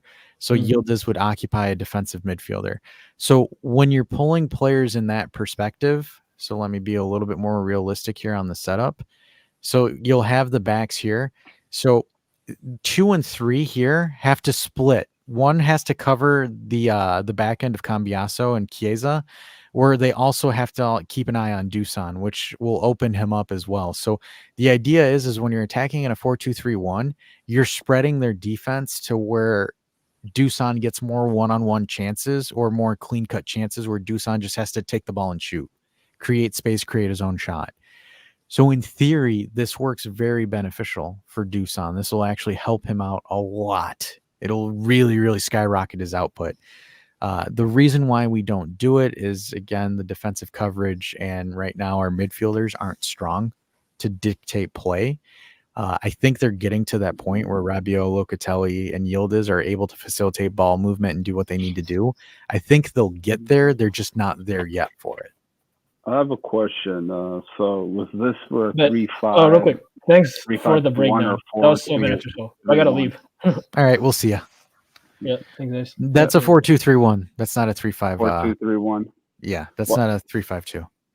I think we've talked about it before. Maybe I wanted to experiment with a 3-4-1-2 with Yildiz being as a cam behind Chiesa and Dusan.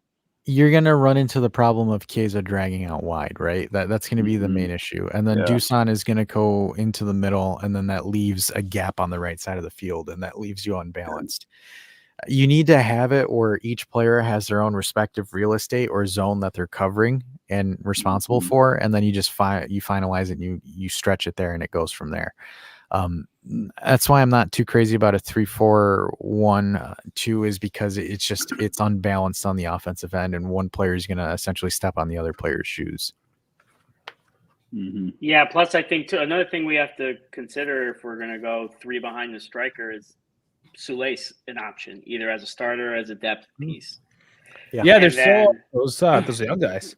Yeah, and then the only issue right now is you have to keep Danilo as a center back. I don't think he has the pace anymore to be a winger in a back four. So we're not quite there yet, but we're pretty damn close. And if we get Samardzic in June too, that's another creative outlet as well for a center mid. What do I think about having Cambiasso as a fullback? Can he possibly play as a fullback? And maybe Weah can do it. I think wasn't he playing fullback in Lille prior to coming to Juventus.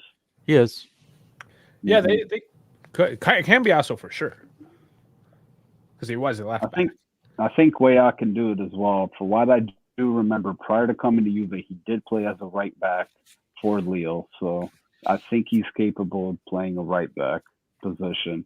But that's for what I've heard. I think the problem is if we switch to a back four, the way everything's currently constructed now is we're pretty midfield heavy. Yeah, that's sort of my, so squad construct is going to be a pretty interesting summer that way as far as what they want to do. Maybe they'll send some more of the younger guys out on loan to make that work. Especially if we're going to do Champions League, like you're going to need a legit bench. So. Yeah, I'm excited. I'm excited for this. Mm-hmm. I wonder what we're gonna do. Yeah, we're in for a really good, very good run. I definitely want to say the moral of the story for this season is patience. Really, that's all. What it comes down to is just patience. You have to be patient and just let the team cook. Yep. Mm-hmm. Absolutely. Well, let them keep on cooking. Yep. Anybody got anything cooking good tonight for dinner? I need to go make some food. I got straight home from work. I'm starving. Heading home now. I'm starving. Yeah. I smashed some home. salami in my mouth when I let the dogs out just now. I fed them context. Yeah. Hot Genoa, of course. Always. Only the best. Well, another great one, guys. Yep. We actually broke the likes record. We hit over 30 likes this video. Fuck yeah, we're maybe almost becoming something. We're finally becoming cool. we got some more Discord guys too. So stoked for that. We got some competition, but we're heading there. Yeah, we're heading there. I'm loving it. Fuck yeah. Well, everyone, it is always a pleasure. But we gotta feed ourselves. Yeah, we gotta eat some food. Y'all gotta feed yourselves. Sure, dude. We'll see you guys tomorrow for the Tinfoil Hat Show. Remember, send in your news articles. Doesn't end. I'll send you Florida stories, but yeah. Later. We'll see you, Jeff. Night, Jeff. Alrighty, everybody. Thanks for tuning in to the Matchday Live impromptu call-in show with Sassuolo. Juve winning 3-0. And obviously, again, remember, like and subscribe because we're growing and we're almost at 2K. So just do that as well. If we hit 2K, Dave will put some Genoa in his mouth. But on that note, I'll do it live. I'll put some Genoa in my mouth. And on that note, ladies and gentlemen, we shall see you tomorrow for the Tinfoil Hat Show. Never rests. Gotta get ready, prepared. The conspiracy awaits.